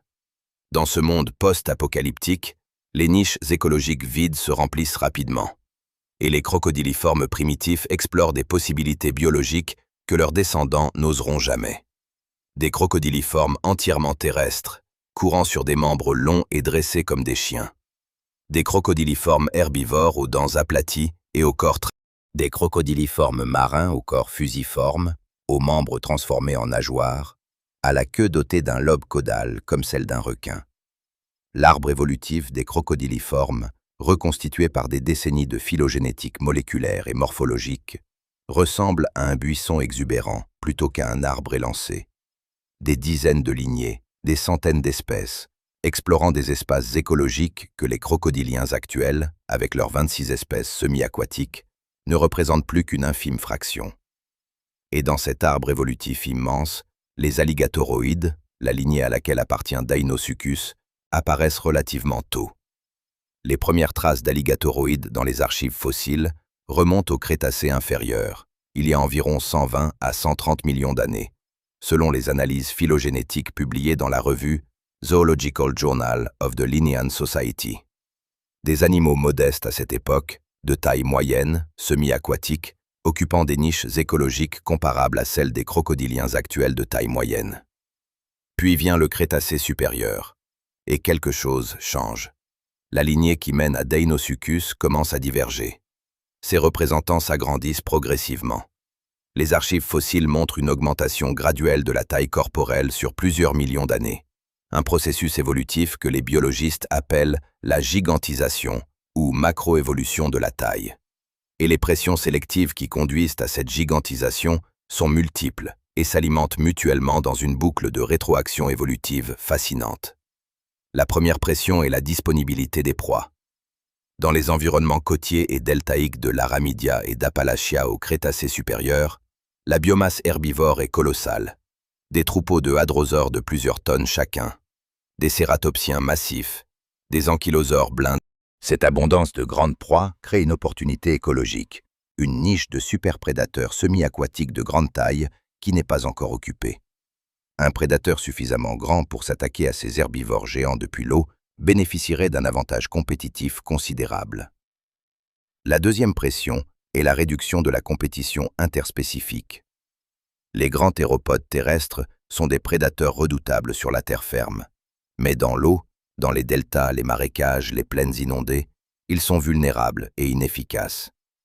Un crocodilien de grande taille qui étend sa zone d'influence depuis le milieu aquatique vers les berges exploite un espace que les théropodes ne peuvent pas lui contester efficacement.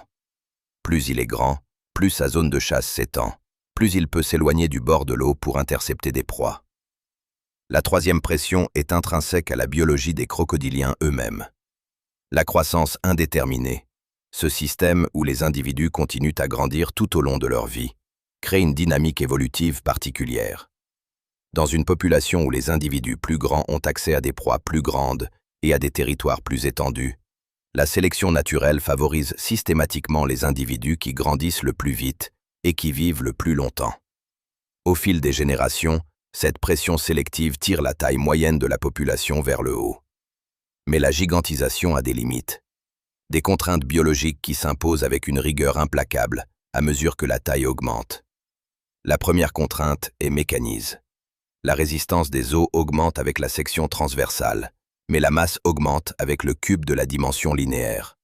En d'autres termes, quand un animal double sa longueur, sa masse est multipliée par 8, mais la résistance de ses os n'est multipliée que par 4. Au-delà d'une certaine taille, les membres doivent devenir disproportionnellement épais et lourds pour supporter le poids du corps, ce qui réduit la mobilité et augmente le coût énergétique de chaque mouvement. Pour Deinosuchus, cette contrainte était partiellement contournée par son mode de vie semi-aquatique. Dans l'eau, la poussée d'Archimède réduisait considérablement la charge effective sur ses membres et sa colonne vertébrale. Un animal de 5 tonnes dans l'eau se comporte mécaniquement comme un animal bien plus léger sur Terre. Le milieu aquatique est, en un sens, une machine à annuler la gravité, ce qui permet aux crocodiliens d'atteindre des tailles qu'aucun prédateur strictement terrestre de masse comparable ne pourrait atteindre. La deuxième contrainte est thermique et métabolique. Un corps plus grand a un rapport surface-volume plus faible.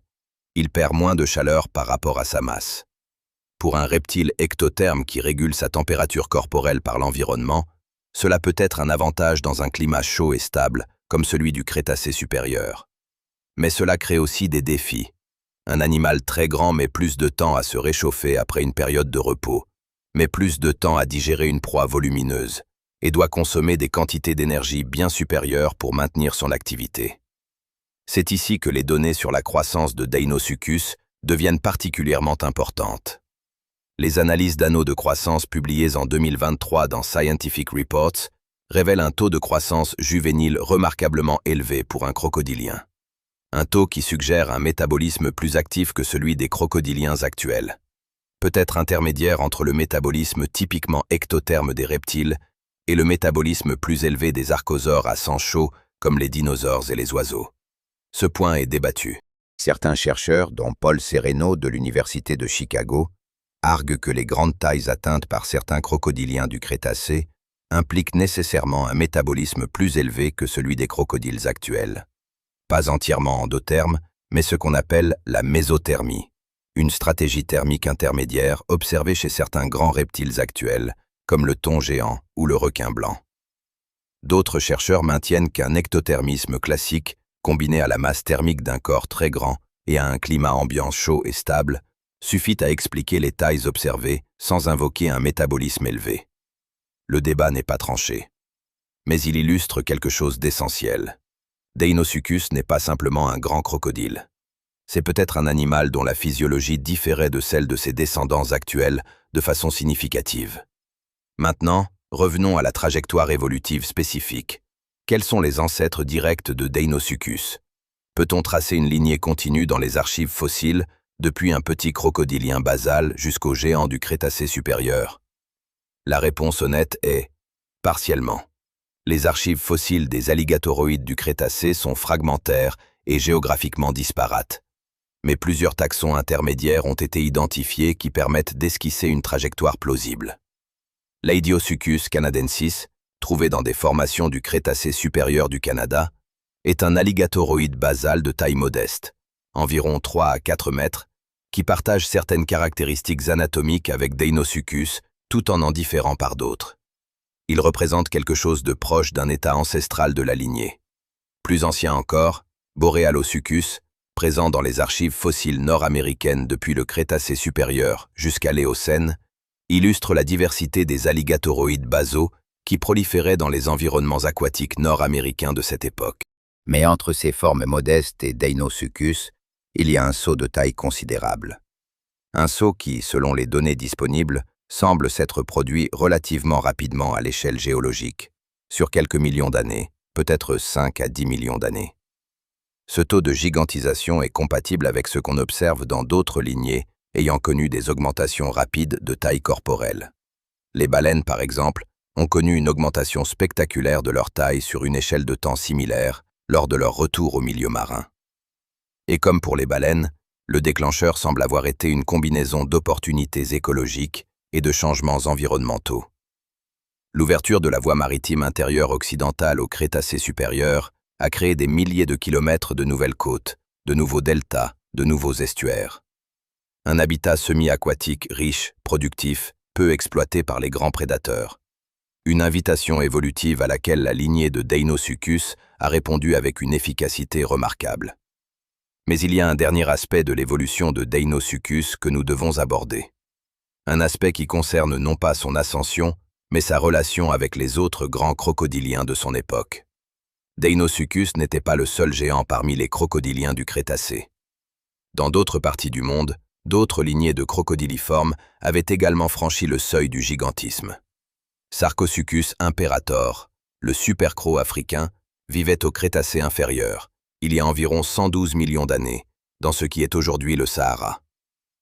Une étude de Paul Sereno publiée dans Science en 2001 estimait sa longueur à environ 12 mètres et sa masse à environ 8 tonnes, sur la base de fossiles exceptionnellement complets retrouvés au Niger. Sarcosuchus et Deinosuchus ne sont pas étroitement apparentés. Ils appartiennent à des branches différentes de l'arbre évolutif des crocodiliformes. Mais leur similarité de taille, de morphologie générale et de niche écologique représente ce que les biologistes de l'évolution appellent une convergence évolutive. Deux lignées distinctes arrivant indépendamment à des solutions similaires face à des défis environnementaux similaires. La convergence évolutive est l'une des preuves les plus puissantes que l'évolution n'est pas aléatoire, que certaines solutions biologiques sont tellement efficaces pour certaines niches écologiques que la sélection naturelle les retrouve indépendamment, encore et encore, dans des lignées sans relation directe. Les dauphins et les ichthyosaures, les chauves-souris et les oiseaux, les yeux des poulpes et ceux des vertébrés, et les grands crocodiliens semi-aquatiques apex prédateurs, trouvés de façon indépendante sur des continents différents, à des époques différentes. Ce n'est pas un accident, c'est la logique implacable de l'adaptation. Et cette logique, aussi puissante soit-elle, n'a pas rendu Deinosuchus invincible.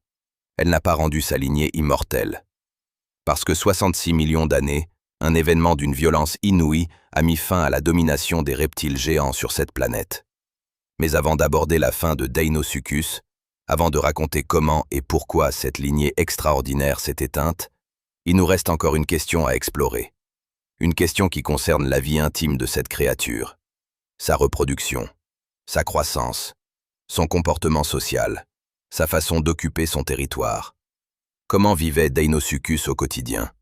Pas seulement comment il chassait, mais comment il se reproduisait, comment il élevait peut-être ses petits, comment il interagissait avec ses congénères, comment il marquait et défendait son espace. C'est ce que nous allons tenter de reconstituer dans le prochain chapitre. À partir des indices laissés dans les archives fossiles. À partir de ce que nous savons des crocodiliens actuels, ces fenêtres vivantes sur un passé disparu, et à partir des rares mais précieuses traces comportementales que la pierre a parfois daigné conserver, il y a une tendance naturelle, quand on parle de prédateurs préhistoriques, à les réduire à leurs armes, les dents, les griffes, la force de morsure, la vitesse d'attaque. On les transforme en machines de destruction pure, dépourvues de toute autre dimension biologique. Et cette réduction appauvrit considérablement notre compréhension de ces animaux. Deinosuchus n'était pas qu'une gueule. C'était un organisme complexe, avec un cycle de vie, des comportements sociaux, des stratégies de reproduction, une façon particulière d'occuper l'espace et le temps. Et bien que les comportements ne se fossilisent pas directement, nous disposons de plusieurs fenêtres pour entrevoir cette dimension cachée de sa biologie. La première fenêtre est phylogénétique. Deinosuchus appartient aux crocodiliens, un groupe dont les représentants actuels ont été étudiés en détail pendant des décennies. Les 26 espèces de crocodiliens vivants partagent un ensemble de comportements fondamentaux qui remontent à leur ancêtre commun. Des comportements si conservés évolutivement, si profondément ancrés dans la biologie du groupe, qu'il serait biologiquement incohérent de ne pas les attribuer également à Deinosuchus. La deuxième fenêtre est paléontologique. Certaines traces comportementales laissent des empreintes dans les archives fossiles, des nids, des œufs, des ossements agrégés, des structures anatomiques liées à la communication. Rares, fragmentaires, mais réelles. La troisième fenêtre est écologique. L'environnement dans lequel vivait Deinosuchus imposait des contraintes et des opportunités spécifiques qui permettent de modéliser certains aspects de son comportement. Commençons par la question du territoire. Les grands crocodiliens actuels sont des animaux profondément territoriaux.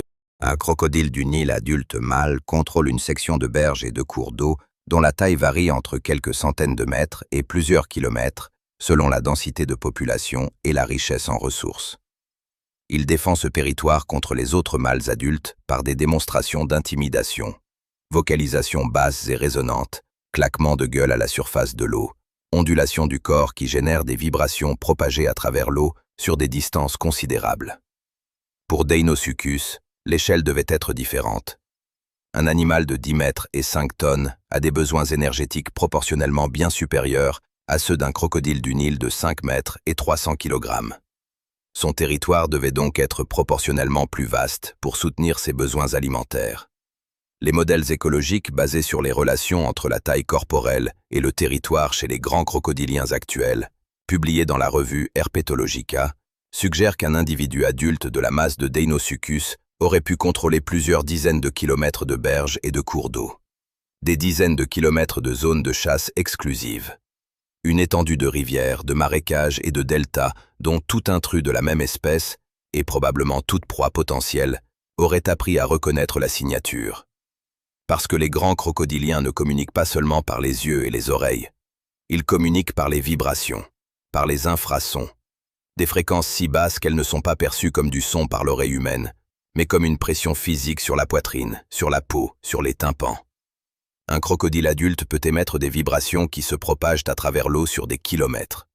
Ces signaux acoustiques transportent des informations sur l'identité de l'émetteur, son état physiologique, son niveau d'agressivité. Imaginez ces signaux produits par un animal de 5 tonnes. Des vibrations suffisamment puissantes pour faire trembler la surface d'un fleuve, pour être ressenties dans le sol des berges voisines, pour traverser des kilomètres d'eau et de marécages, comme un avertissement gravé dans la physique même du milieu. Deinosuchus n'avait probablement pas besoin de se montrer pour affirmer sa présence. Sa présence se manifestait dans les vibrations de l'eau, dans une fréquence infrasonore que tout être vivant dans cet environnement avait appris, au fil des générations, à associer à une signification précise. Reculez, je suis là. Ce territoire est le mien. Maintenant, parlons de reproduction. Les crocodiliens sont des archosaures, et comme tous les archosaures, ils pondent des œufs. C'est un trait fondamental du groupe, conservé depuis plus de 200 millions d'années à travers toutes les transformations évolutives imaginables. Les dinosaures pondaient des œufs, les ptérosaures pondaient des œufs, les oiseaux pondent des œufs, et les crocodiliens pondent des œufs. Deinosuchus pondait donc des œufs. Mais des œufs de quelle taille et combien? Pour répondre à cette question, nous devons extrapoler à partir des relations allométriques connues chez les crocodiliens actuels. La taille des œufs est corrélée à la taille de la femelle chez la plupart des reptiles ovipares. Les femelles de crocodiles du Nil adultes produisent des œufs mesurant environ 8 à 9 cm de long. Les femelles de crocodiles marins, les plus grands crocodiliens actuels, pouvant atteindre 6 mètres, produisent des œufs légèrement plus grands, autour de 10 cm. En extrapolant cette relation allométrique à une femelle de Deinosuchus de 8 à 10 mètres, on obtient des œufs estimés entre 15 et 20 cm de long. Des œufs de la taille d'une orange de bonne taille. Pas spectaculaire pour un animal aussi grand, mais c'est la réalité de la biologie des crocodiliens. La taille des œufs ne peut pas augmenter indéfiniment, car l'épaisseur de la coquille nécessaire pour protéger un plus grand œuf devient elle-même une contrainte pour les échanges gazeux essentiels au développement de l'embryon. Le nombre d'œufs par couvée est en revanche bien corrélé à la taille chez les crocodiliens. Les petites espèces pondent une dizaine d'œufs. Les grandes espèces en pondent 50 à 60. Pour une femelle Deinosuchus, les estimations extrapolées suggèrent des couvées potentiellement entre 30 et 60 œufs. Où pondaient-elles ces œufs? Les crocodiliens actuels construisent deux types de nids. Des nids en monticules de végétation décomposante, dont la chaleur de fermentation incube les œufs, et des nids creusés dans le sol ou dans du sable, incubés par la chaleur solaire et géothermique. Les deux types présentent des avantages selon l'environnement. Dans les environnements deltaïques et côtiers du Crétacé supérieur, soumis à des inondations saisonnières importantes, les nids en monticules de végétation sur des zones légèrement surélevées auraient offert une protection contre les crues. Une femelle Deinosuchus construisant et gardant un tel nid représentait probablement un spectacle d'une puissance intimidante absolue. Aucun prédateur de son monde n'aurait eu intérêt à s'approcher d'une femelle de 5 tonnes en phase de garde de nid. Et c'est là un point comportemental crucial. Les crocodiliens sont, parmi les reptiles actuels, les gardiens de nid les plus attentifs. Les femelles de crocodiles du Nil restent près de leur nid pendant toute la période d'incubation, 2 à 3 mois, sans s'alimenter significativement, repoussant tout intrus avec une agressivité remarquable. À l'éclosion, Elles transportent délicatement les nouveau-nés dans leur gueule jusqu'à l'eau. Elles protègent les juvéniles pendant plusieurs semaines, parfois plusieurs mois. Ce comportement parental, profondément ancré dans la biologie des crocodiliens, était presque certainement présent chez Deinosuchus, ce qui crée une image fascinante et paradoxale. La même gueule capable de broyer les os d'un hadrosaure adulte transportait délicatement des nouveau-nés de quelques dizaines de centimètres dans une tendresse instinctive parfaitement calibrée. Mais quelle était la taille de ces nouveau-nés? Quelle était leur croissance? Combien de temps fallait-il à un Deinosuchus pour atteindre sa taille adulte? C'est ici que les données sur les anneaux de croissance osseux, publiées en 2023 dans Scientific Reports, deviennent particulièrement précieuses. En analysant l'épaisseur et l'espacement des LAG, ces lignes d'arrêt de croissance annuelle gravées dans les os comme les anneaux d'un arbre, l'équipe de recherche a reconstitué la courbe de croissance de Deinosuchus avec une précision inédite. Les résultats sont révélateurs. Dans ses premières années de vie, Deinosuchus grandissait à un rythme remarquablement rapide, bien plus rapide que les crocodiles actuels de taille comparable. Un juvénile pouvait gagner plusieurs dizaines de centimètres par an. Cette croissance juvénile accélérée est biologiquement avantageuse. Un animal qui atteint rapidement une taille suffisante pour échapper à la prédation réduit considérablement sa mortalité juvénile. Parce que même les juvéniles de Deinosuchus avaient des prédateurs. Les nouveau-nés de 30 à 40 cm étaient vulnérables à de nombreux prédateurs de l'écosystème crétacé. D'autres crocodiliens plus petits, des grands théropodes, peut-être certains ptérosaures aux envergures considérables. La mortalité juvénile chez les crocodiliens actuels est extrêmement élevée. Parfois 90% des individus meurent avant leur première année. Cette mortalité massive est compensée par des couvées nombreuses et une croissance rapide chez les survivants. Selon les modèles de croissance dérivés des analyses osseuses, un Deinosuchus atteignait environ 1 à 2 mètres après ses 2 ou 3 premières années. Vers 5 à 7 ans, il approchait 4 à 5 mètres, une taille à laquelle il était déjà un prédateur significatif de son écosystème. Et la croissance continuait, de plus en plus lentement, pendant des décennies. Des décennies. C'est là un aspect de la biologie de Deinosuchus qui mérite qu'on s'y arrête. Les analyses des LAG sur les plus grands spécimens connus suggèrent des âges estimés entre 35 et 50 ans pour les individus atteignant les dimensions maximales documentées.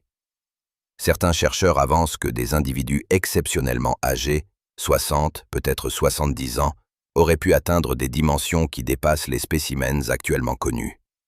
Un animal de 50 ans, qui avait traversé des décennies de saisons des pluies et de saisons sèches, qui avait vu se succéder des générations entières d'hadrosaures, de cératopsiens, de théropodes, qui portait sur ses ostéodermes les cicatrices de dizaines d'années de combats territoriaux, de chasse, d'affrontements avec d'autres crocodiliens. Un individu aussi vieux n'était pas seulement grand, il était expérimenté d'une façon que nous pouvons à peine imaginer. Les crocodiliens actuels montrent des comportements d'apprentissage individuel remarquables. Ils mémorisent les schémas de migration de leurs proies, les cycles saisonniers de déplacement des troupeaux, les points de passage préférentiels des herbivores. Un Deinosuchus de 50 ans avait optimisé sa stratégie de chasse sur des décennies d'observation et d'expérience. Il savait exactement où et quand ses proies seraient les plus vulnérables. Il savait attendre. Et il avait tout le temps pour cette patience, cette capacité à rester immobile pendant des heures dans des eaux sombres, à ralentir son métabolisme, à économiser son énergie pour l'explosion finale d'une attaque, est l'une des adaptations les plus remarquables des crocodiliens. Un crocodile du Nil peut survivre plus d'une année sans se nourrir, en réduisant drastiquement son métabolisme. Pour Deinosuchus, dont la masse corporelle représentait un stock d'énergie considérable, cette capacité jeune prolongée était probablement encore plus développée. Un géant patient dans des eaux sombres, attendant, toujours attendant. Mais il y a un autre aspect comportemental de Deinosuchus que nous devons évoquer. Un aspect que les archives fossiles effleurent à peine, mais qui, par analogie avec les crocodiliens actuels, devait jouer un rôle central dans la structure sociale de cette espèce. Les interactions entre individus, les hiérarchies, les affrontements.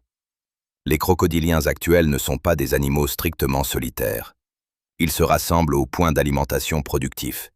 Ils établissent des hiérarchies de dominance basées sur la taille et l'âge. Les mâles adultes dominants contrôlent les meilleures zones de chasse et ont accès prioritaire aux femelles en période de reproduction. Les individus subordonnés, jeunes adultes, femelles plus petites, occupent des territoires périphériques moins productifs. Pour Deinosuchus, ce système de hiérarchie devait exister sous une forme analogue. Les meilleurs points d'embuscade, les courbures de rivières où les hadrosaures traversaient, les points d'abreuvement fréquentés par les troupeaux, les passages obligatoires entre des zones d'alimentation devaient être des ressources disputées entre individus. Les marques de morsures sur des ostéodermes de Deinosuchus retrouvées sur certains spécimens indiquent des interactions physiques entre individus de la même espèce. Des combats pour le territoire, des affrontements pour la dominance, Des combats entre deux animaux de 5 tonnes. Des gueules d'1,50 m qui se referment sur les ostéodermes du rival. Des corps de 10 mètres qui se tordent dans des os rendus troubles par la violence de l'affrontement. Ces combats laissaient des traces, des cicatrices sur les plaques dermiques, des dents brisées, des os fracturés et guéris.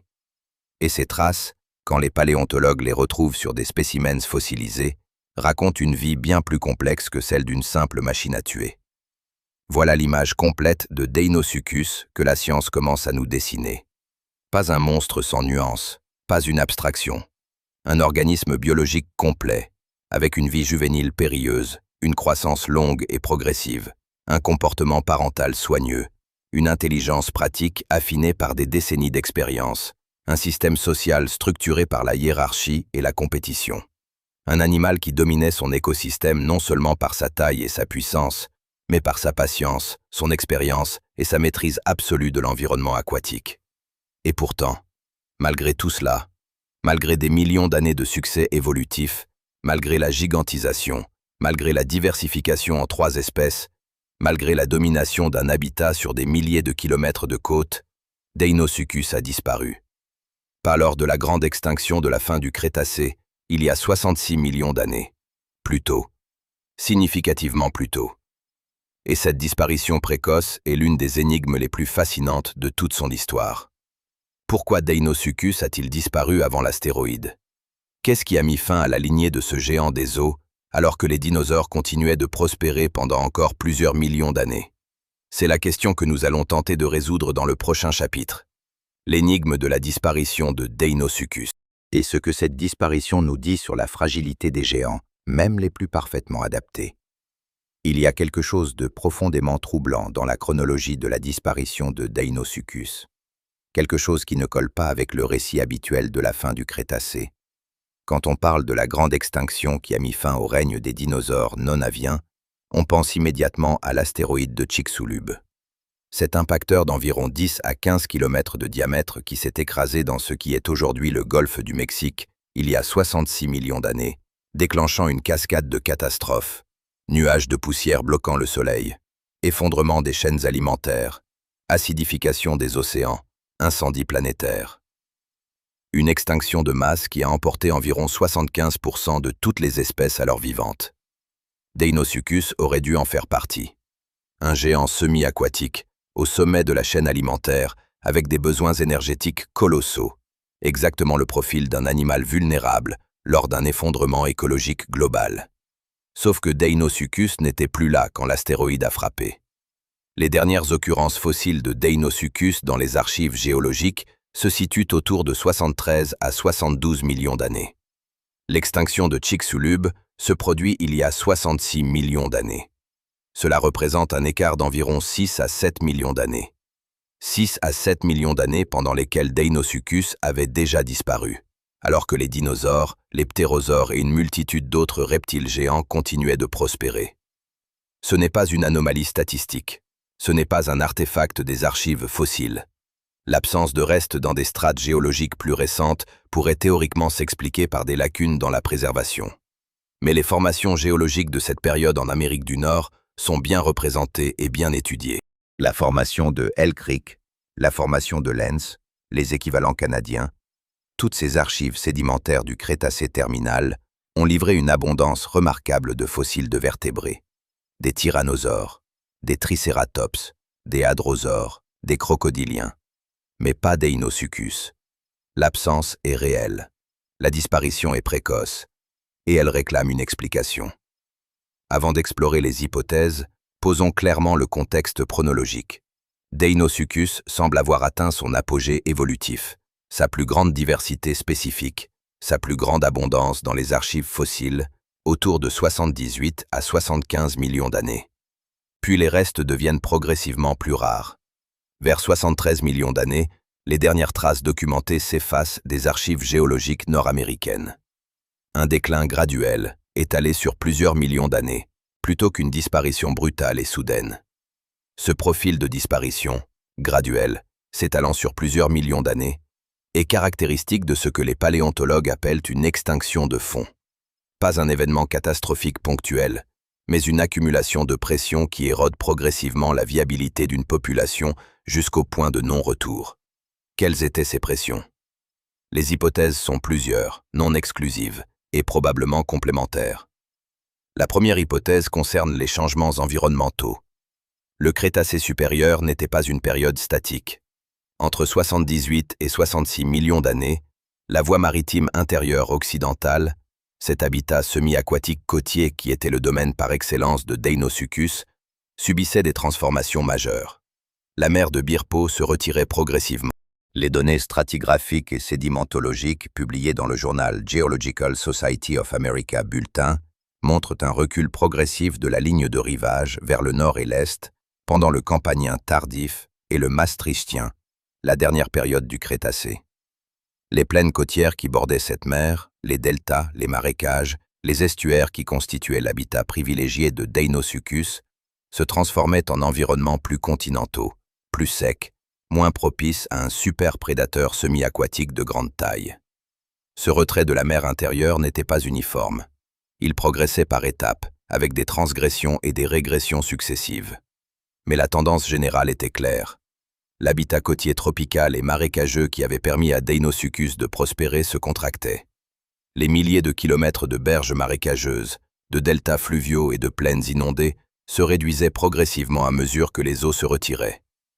Pour un animal aussi spécialisé dans l'exploitation de ces zones de transition entre terre et eau, pour un prédateur dont toute la stratégie de chasse reposait sur la disponibilité de berges accessibles où de grands herbivores venaient s'abreuver, cette contraction de l'habitat était potentiellement dévastatrice. La deuxième hypothèse concerne la compétition, et c'est là que l'histoire devient particulièrement intéressante. Pendant l'apogée de Deinosuchus, les tyrannosaures de son écosystème étaient des prédateurs importants, mais pas encore les titans qu'ils deviendront. Daspletosaurus, le tyrannosaure le plus couramment associé aux mêmes formations géologiques que Deinosuchus, était un prédateur redoutable, mais ses dimensions restaient inférieures à celles que Tyrannosaurus rex atteindra des millions d'années plus tard. Puis, au cours du Campanien tardif et du Maastrichtien précoce, les tyrannosaures connaissent leur propre radiation évolutive. Ils grandissent, ils se diversifient, et dans cette diversification, ils envahissent progressivement des niches écologiques qui étaient jusqu'alors partiellement contrôlées par Deinosuchus. Un Tyrannosaurus rex adulte de 9 mètres et 8 tonnes, avec une force de morsure estimée entre 35 000 et 57 000 newtons, la force de morsure la plus élevée de tout prédateur terrestre connu, n'était plus un concurrent que Deinosuchus pouvait dissuader facilement. Un tel animal pouvait revendiquer des carcasses, pouvait défendre des zones d'accès à l'eau, pouvait peut-être même représenter une menace directe pour un Deinosuchus surpris hors de l'eau dans une posture défavorable. La compétition interspécifique entre les grands tyrannosaures maastrichtiens et la lignée de Deinosuchus n'est pas documentée par des preuves directes aussi claires que les marques de morsure sur les hadrosaures. Mais la coïncidence temporelle est frappante. Le déclin de Deinosuchus coïncide avec la montée en puissance des tyrannosaures géants. Et dans un écosystème où les ressources alimentaires sont finies, deux super-prédateurs de masse comparables, se disputant les mêmes grandes proies herbivores, constituent un équilibre instable. La troisième hypothèse est peut-être la plus subtile et la plus révélatrice de la fragilité inhérente à la gigantisation. Un animal de la taille et de la masse de Deinosuchus est intrinsèquement vulnérable à ce que les écologistes appellent l'effet Halley. Dans toute population, en dessous d'un certain seuil de densité, la reproduction devient insuffisante pour compenser la mortalité naturelle. Les individus ont du mal à se trouver pour se reproduire. La consanguinité augmente, la diversité génétique s'érode, et la population entre dans une spirale de déclin dont elle ne peut plus se sortir. Pour les superprédateurs de grande taille, ce seuil critique de densité est atteint plus facilement que pour les espèces de petite taille. Un écosystème peut soutenir des milliers d'hadrosaures au kilomètre carré, mais seulement quelques individus de Deinosuchus sur des dizaines de kilomètres de berge. La densité de population était structurellement faible. Et toute perturbation, une série de mauvaises saisons de reproduction, une épidémie, une contraction de l'habitat, pouvait précipiter le passage sous le seuil critique. Ajoutez à cela la lenteur de la reproduction des grands crocodiliens. Une femelle Deinosuchus ne devenait probablement mature sexuellement qu'après 10 à 15 ans. Elle ne se reproduisait peut-être que tous les 2 à 3 ans. Et même avec des couvées de 30 à 60 œufs, la mortalité juvénile massive signifiait que le nombre de survivants atteignant l'âge adulte était faible. Le taux de renouvellement de la population était extrêmement bas, une caractéristique partagée par tous les grands prédateurs à vie longue. Quand les conditions environnementales se dégradent pour une espèce à faible taux de renouvellement, la réponse évolutive est lente. Trop lente parfois pour compenser la vitesse des changements écologiques.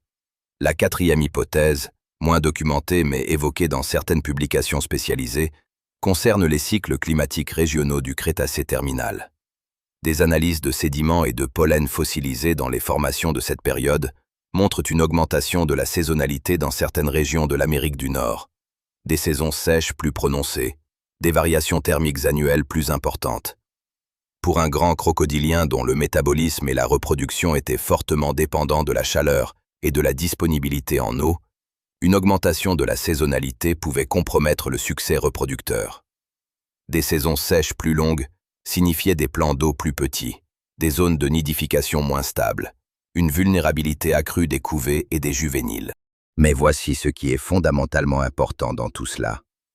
Aucune de ces hypothèses n'est suffisante seule pour expliquer la disparition de Deinosuchus.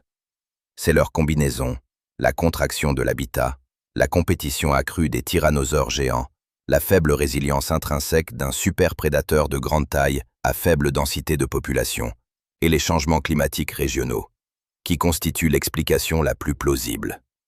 La disparition de Deinosuchus n'est pas un mystère avec une seule solution élégante.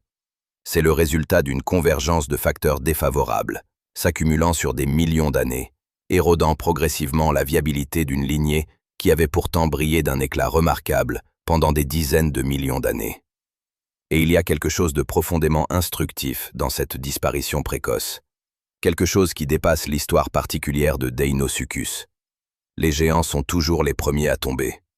Ce n'est pas une métaphore, c'est un pattern évolutif documenté à travers les archives paléontologiques de multiples extinctions de masse et d'extinctions de fond.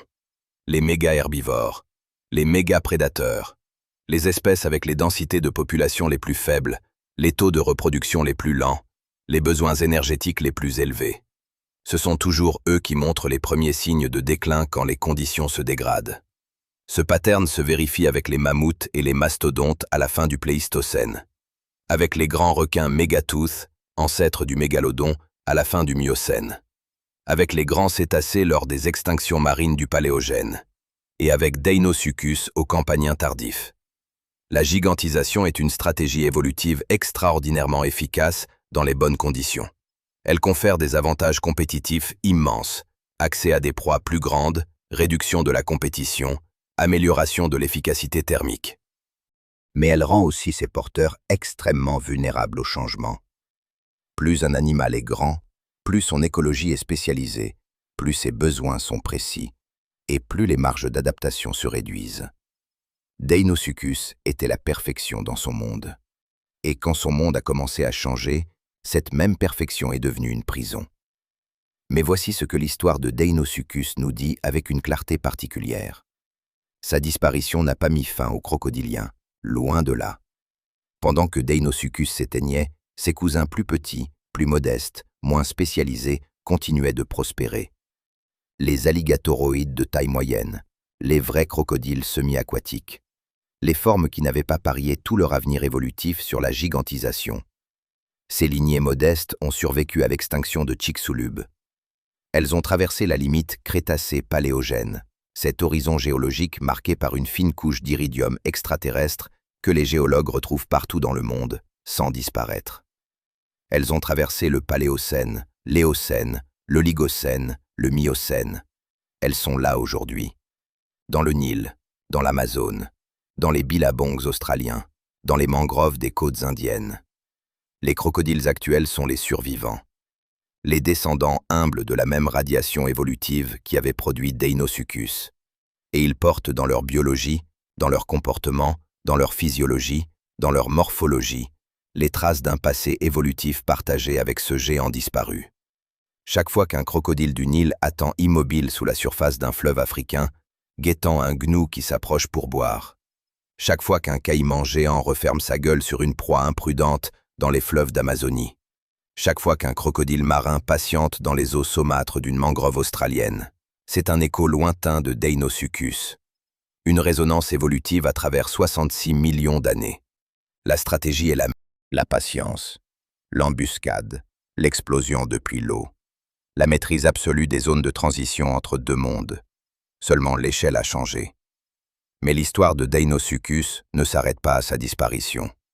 Parce que depuis 66 millions d'années, depuis les premiers fragments de dents exhumés par Ebenezer Emmons en Caroline du Nord, ce géant disparu continue d'exister dans un autre monde. Le monde de la science, le monde des fouilles, des laboratoires, des scanners tomographiques et des modèles informatiques. Le monde des paléontologues qui, os par os, dent par dent, marque de morsure par marque de morsure, tentent de ressusciter une créature que la planète n'a pas vue depuis 72 millions d'années. C'est cette résurrection scientifique, ces triomphes, ces controverses, ces questions encore ouvertes, que nous allons explorer dans notre prochain et dernier chapitre. Ce que nous savons, ce que nous pensons savoir, et ce que nous ne savons pas encore, mais que les prochaines fouilles, les prochaines analyses, les prochaines découvertes pourraient un jour nous révéler. Il existe un paradoxe au cœur de la paléontologie. Plus nous découvrons, plus nous réalisons l'étendue de ce que nous ignorons encore. Chaque fossile exhumé répond à une question et en pose 5 nouvelles. Chaque analyse affine notre compréhension et révèle simultanément de nouvelles zones d'ombre. Et avec Deinosuchus, ce paradoxe atteint une intensité particulière. Parce que malgré 160 ans de recherche, malgré des décennies d'analyses de plus en plus sophistiquées, cet animal recèle encore des mystères que la science n'a pas résolus. Mais commençons par ce que nous savons. Par les certitudes construites laborieusement depuis les premiers fragments de dents d'Ebenezer Emmons jusqu'aux études les plus récentes. Nous savons que Deinosuchus était le plus grand crocodilien ayant jamais vécu en Amérique du Nord, et probablement l'un des 2 ou 3 plus grands crocodiliens de toute l'histoire de la vie sur Terre, avec Sarcosuchus imperator et peut-être Rhamphosuchus crassidens, ce crocodilien géant du Miocène indien dont les estimations de taille restent controversées. Nous savons que Deinosuchus appartenait à la lignée des alligatoroïdes, plus proche des alligators et des caïmans actuels que des vrais crocodiles. Nous savons qu'il existait en 3 espèces distinctes, séparées géographiquement par la voie maritime intérieure occidentale. Nous savons qu'il s'attaquait à des dinosaures de grande taille. Les marques de morsures sur les os fossilisés le prouvent sans ambiguïté. Nous savons qu'il grandissait rapidement dans sa jeunesse, atteignait sa taille adulte au bout de plusieurs décennies, et pouvait vivre 50 ans ou davantage. Ce sont des certitudes, des faits établis par des preuves directes, reproductibles, soumises à la critique scientifique et validées par plusieurs équipes indépendantes. Mais au-delà de ces certitudes, il y a une zone grise immense, une zone peuplée d'hypothèses plus ou moins bien étayées, de débats encore ouverts, de questions auxquelles les données actuelles ne permettent pas de répondre de façon définitive. La première grande zone d'incertitude concerne la taille maximale réelle de Deinosuchus. Nous l'avons évoqué dans les premiers chapitres. Les estimations ont fluctué considérablement depuis Holland en 1909 jusqu'aux études les plus récentes. Les spécimens les mieux documentés suggèrent des individus de 8 à 11 mètres. Mais voici le problème fondamental. Tous les spécimens de Deinosuchus connus sont soit fragmentaires, soit représentent des individus morts avant d'atteindre la taille maximale potentielle de leur espèce. La croissance indéterminée des crocodiliens signifie qu'un individu exceptionnellement vieux, 60, 70 ans, peut-être davantage, aurait continué de grandir, de plus en plus lentement, au-delà des dimensions des spécimens actuellement connus. Un tel individu existe-t-il quelque part dans les formations géologiques nord-américaines, encore enfoui dans la roche, attendant d'être découvert? La réponse honnête est « peut-être ». Et si un tel spécimen était exhumé un jour, les estimations de taille maximale de Deinosuchus devraient être révisées à la hausse.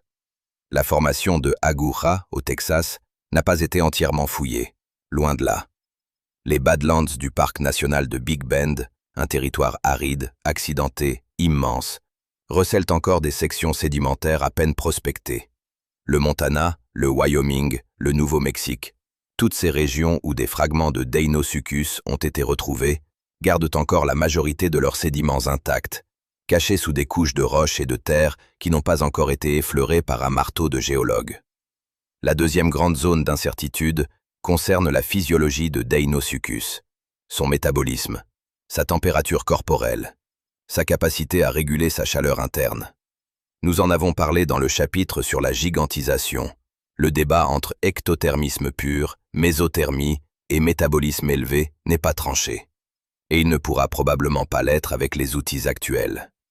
Les proxys paléophysiologiques, les marqueurs chimiques dans les os, les structures histologiques, les ratios isotopiques donnent des indications.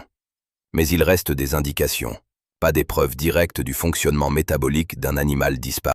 Une étude publiée en 2022 dans la revue eLife, utilisant des analyses de Clamped Isotope, une technique qui mesure le degré de regroupement des isotopes lourds dans les minéraux des os pour estimer la température corporelle, a été appliquée à des spécimens de crocodiliens fossiles du Crétacé.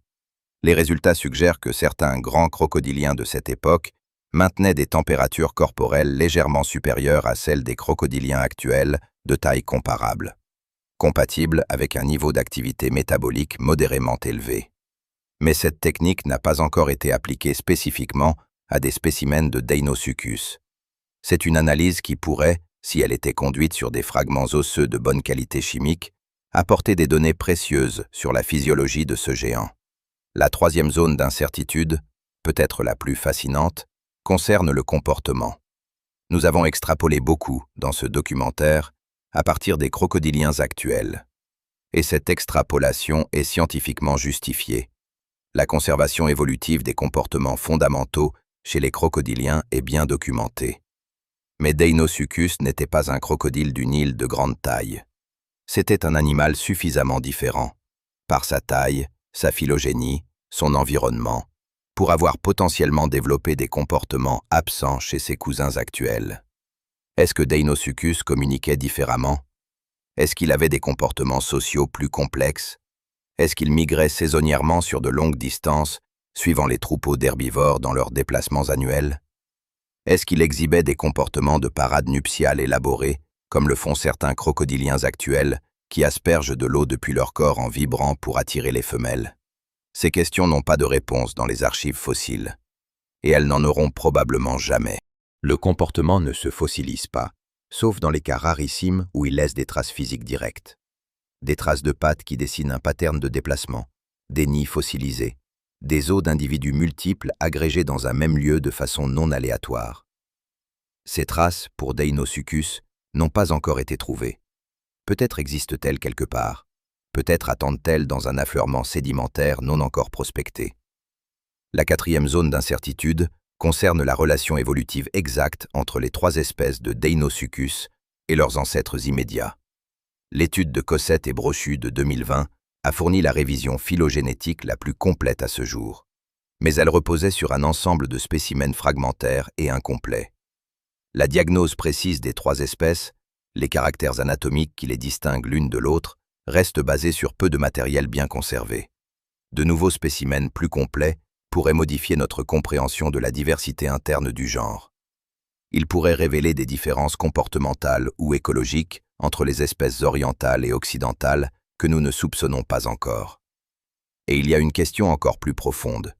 Quelle était l'espèce sœur de Deinosuchus, son plus proche parent parmi les alligatoroïdes connus?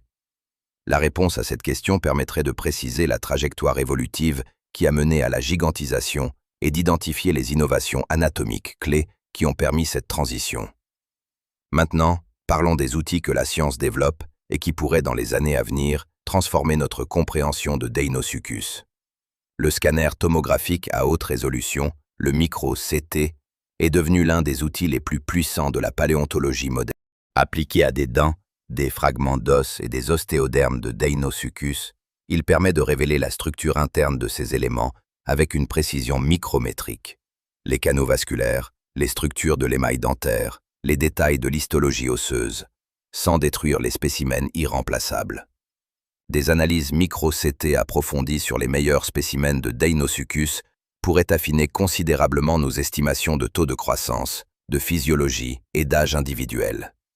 Les analyses de protéines fossiles, la paléoprotéomique, représentent une autre frontière prometteuse. Les protéines se conservent dans les os fossilisés bien plus longtemps que l'ADN, des millions d'années dans des conditions favorables, contre quelques centaines de milliers d'années pour l'ADN.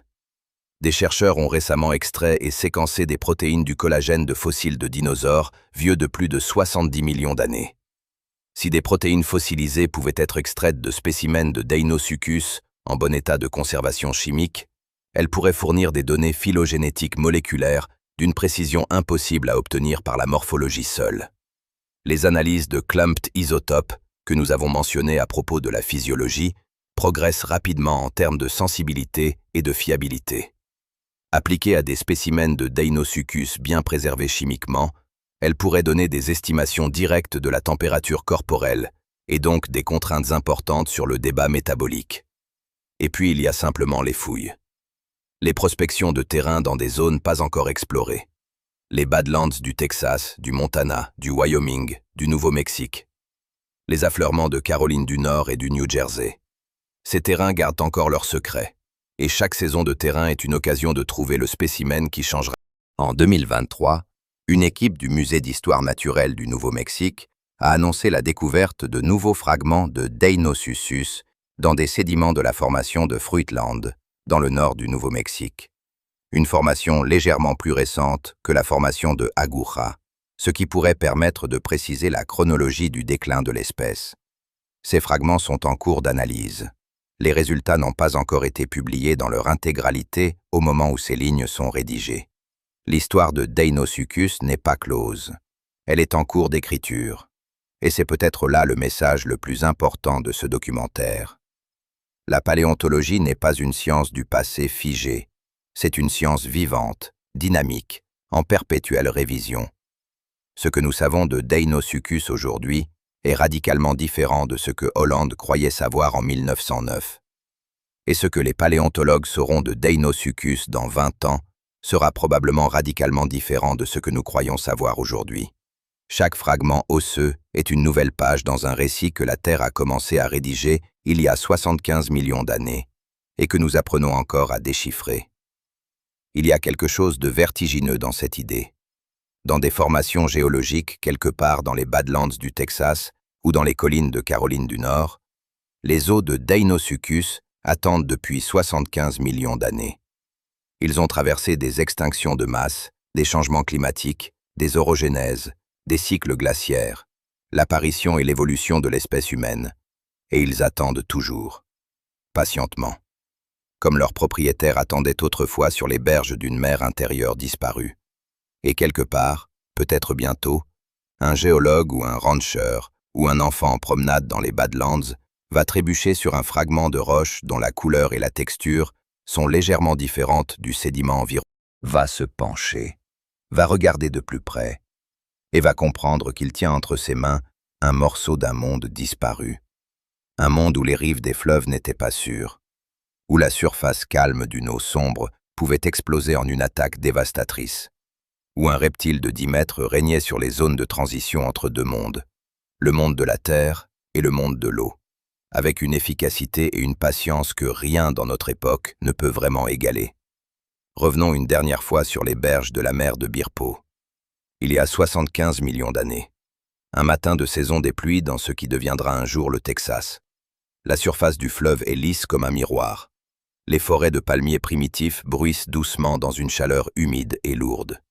Un troupeau d'hadrosaures s'approche lentement de la berge. Les adultes sont en tête, les jeunes suivent, moins prudents, moins expérimentés. L'eau ne bouge pas. Rien ne signale la présence de ce qui attend en dessous. Pas une ride, pas un reflet, pas un mouvement. Seulement la patience absolue d'un prédateur qui a appris, au fil de décennies d'existence, au fil de millions d'années d'évolution, que l'immobilité est la forme suprême de la puissance. Le premier hadrosaure entre dans l'eau jusqu'aux genoux, puis jusqu'aux épaules. Il baisse la tête pour boire, et l'eau explose. Ce moment précis d'explosion depuis le silence, a eu lieu des millions de fois sur ces rives disparues. Il n'a jamais été vu par aucun œil humain. Il ne sera jamais filmé, jamais enregistré, jamais reproduit avec une fidélité parfaite. Mais il a existé. Avec une certitude absolue, gravée dans des marques de morsures circulaires sur des os fossilisés depuis 75 millions d'années. Il a existé. Et c'est peut-être cela, la magie de la paléontologie. Pas seulement de savoir que ces créatures ont existé, mais de pouvoir, depuis les débris de pierre qu'elles ont laissés derrière elles, reconstituer des moments qui n'appartiennent plus à aucune mémoire vivante. Des moments que seule la science peut ressusciter, imparfaitement, fragmentairement, mais réellement. Deinosuchus a disparu il y a 72 millions d'années. Mais tant que des paléontologues fouillent ses formations géologiques, tant que des laboratoires analysent ses os, tant que des esprits curieux se posent des questions sur ce monde disparu, il n'est pas tout à fait parti. Il attend, comme il a toujours attendu, dans les eaux sombres du temps. Si cette plongée dans le monde de Deinosuchus vous a fasciné autant qu'elle nous a fascinés, si vous vous posez encore des questions sur ce géant disparu, sur ses contemporains, sur les mystères que la paléontologie n'a pas encore résolus, partagez vos réflexions dans les commentaires. Quelle créature préhistorique souhaitez-vous que nous explorions la prochaine fois? Quel monstre oublié mérite d'être ressuscité par la science et ramené à la lumière depuis les profondeurs du temps? La liste est longue, et chaque réponse est une histoire qui attend d'être racontée. Il y a une dernière chose à dire, une chose que les chapitres précédents n'ont pas abordée directement, mais qui traverse en filigrane toute l'histoire de Deinosuchus, depuis le premier fragment de dent exhumé par Emmons en 1858, jusqu'aux analyses isotopiques les plus récentes des laboratoires de paléontologie moderne. Pourquoi cette fascination? Pourquoi Deinosuchus? Pourquoi les créatures préhistoriques en général exercent-elles sur l'esprit humain une attraction aussi puissante et aussi universelle?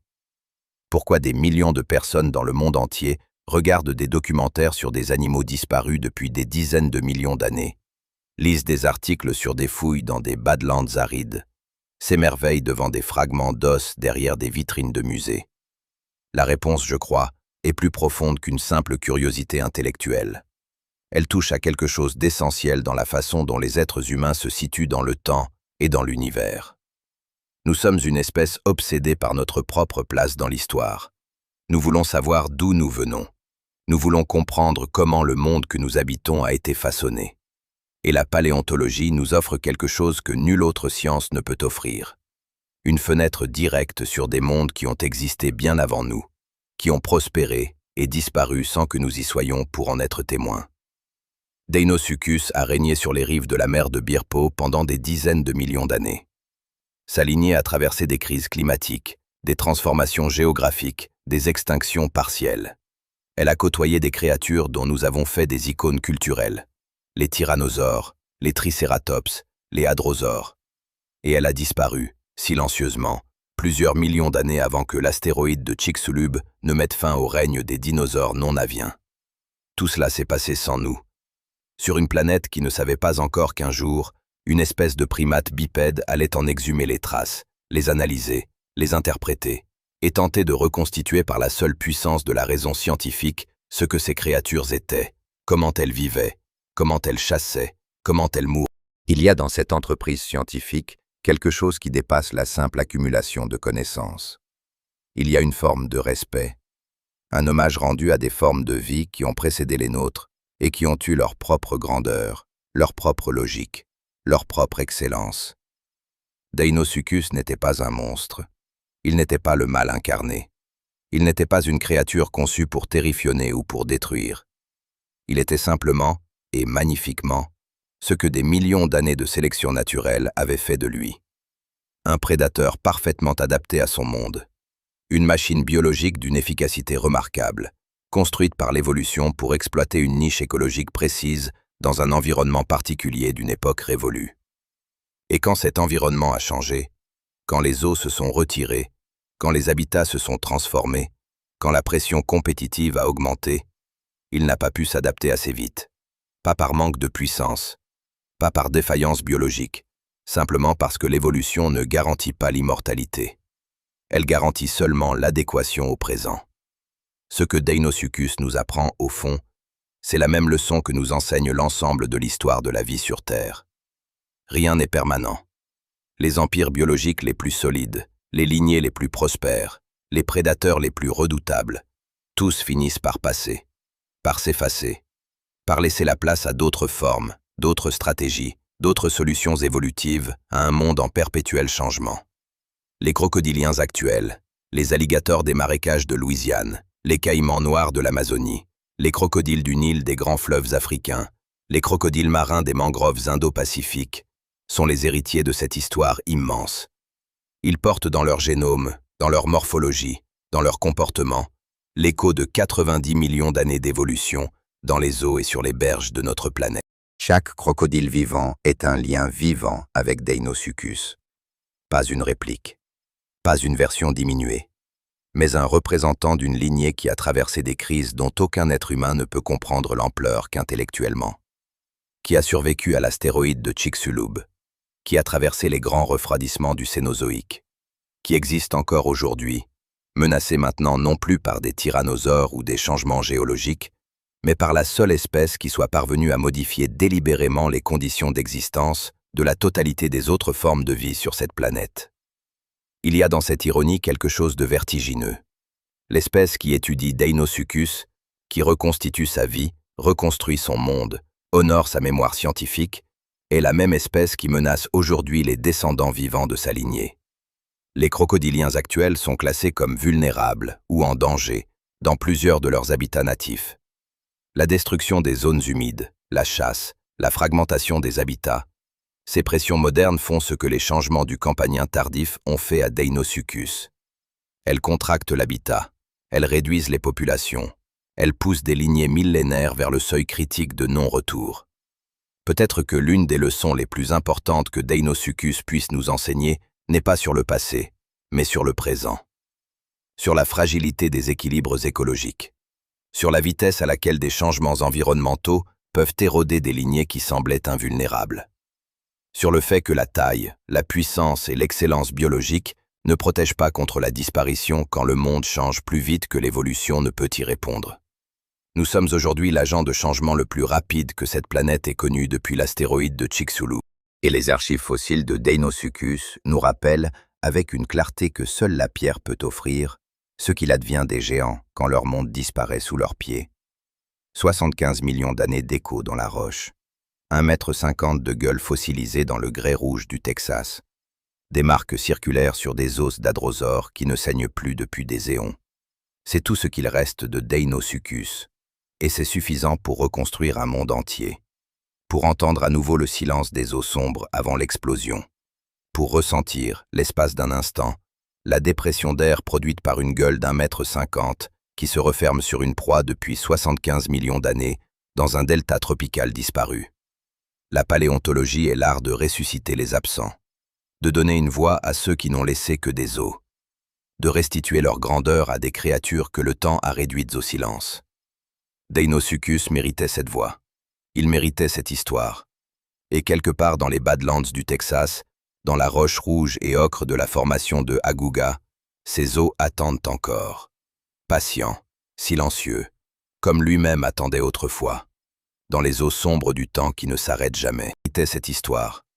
Et quelque part dans les Badlands du Texas, dans la roche rouge et ocre de la formation de Aguga, ses os attendent encore. Patients, silencieux, comme lui-même attendait autrefois. Dans les eaux sombres du temps qui ne s'arrêtent jamais.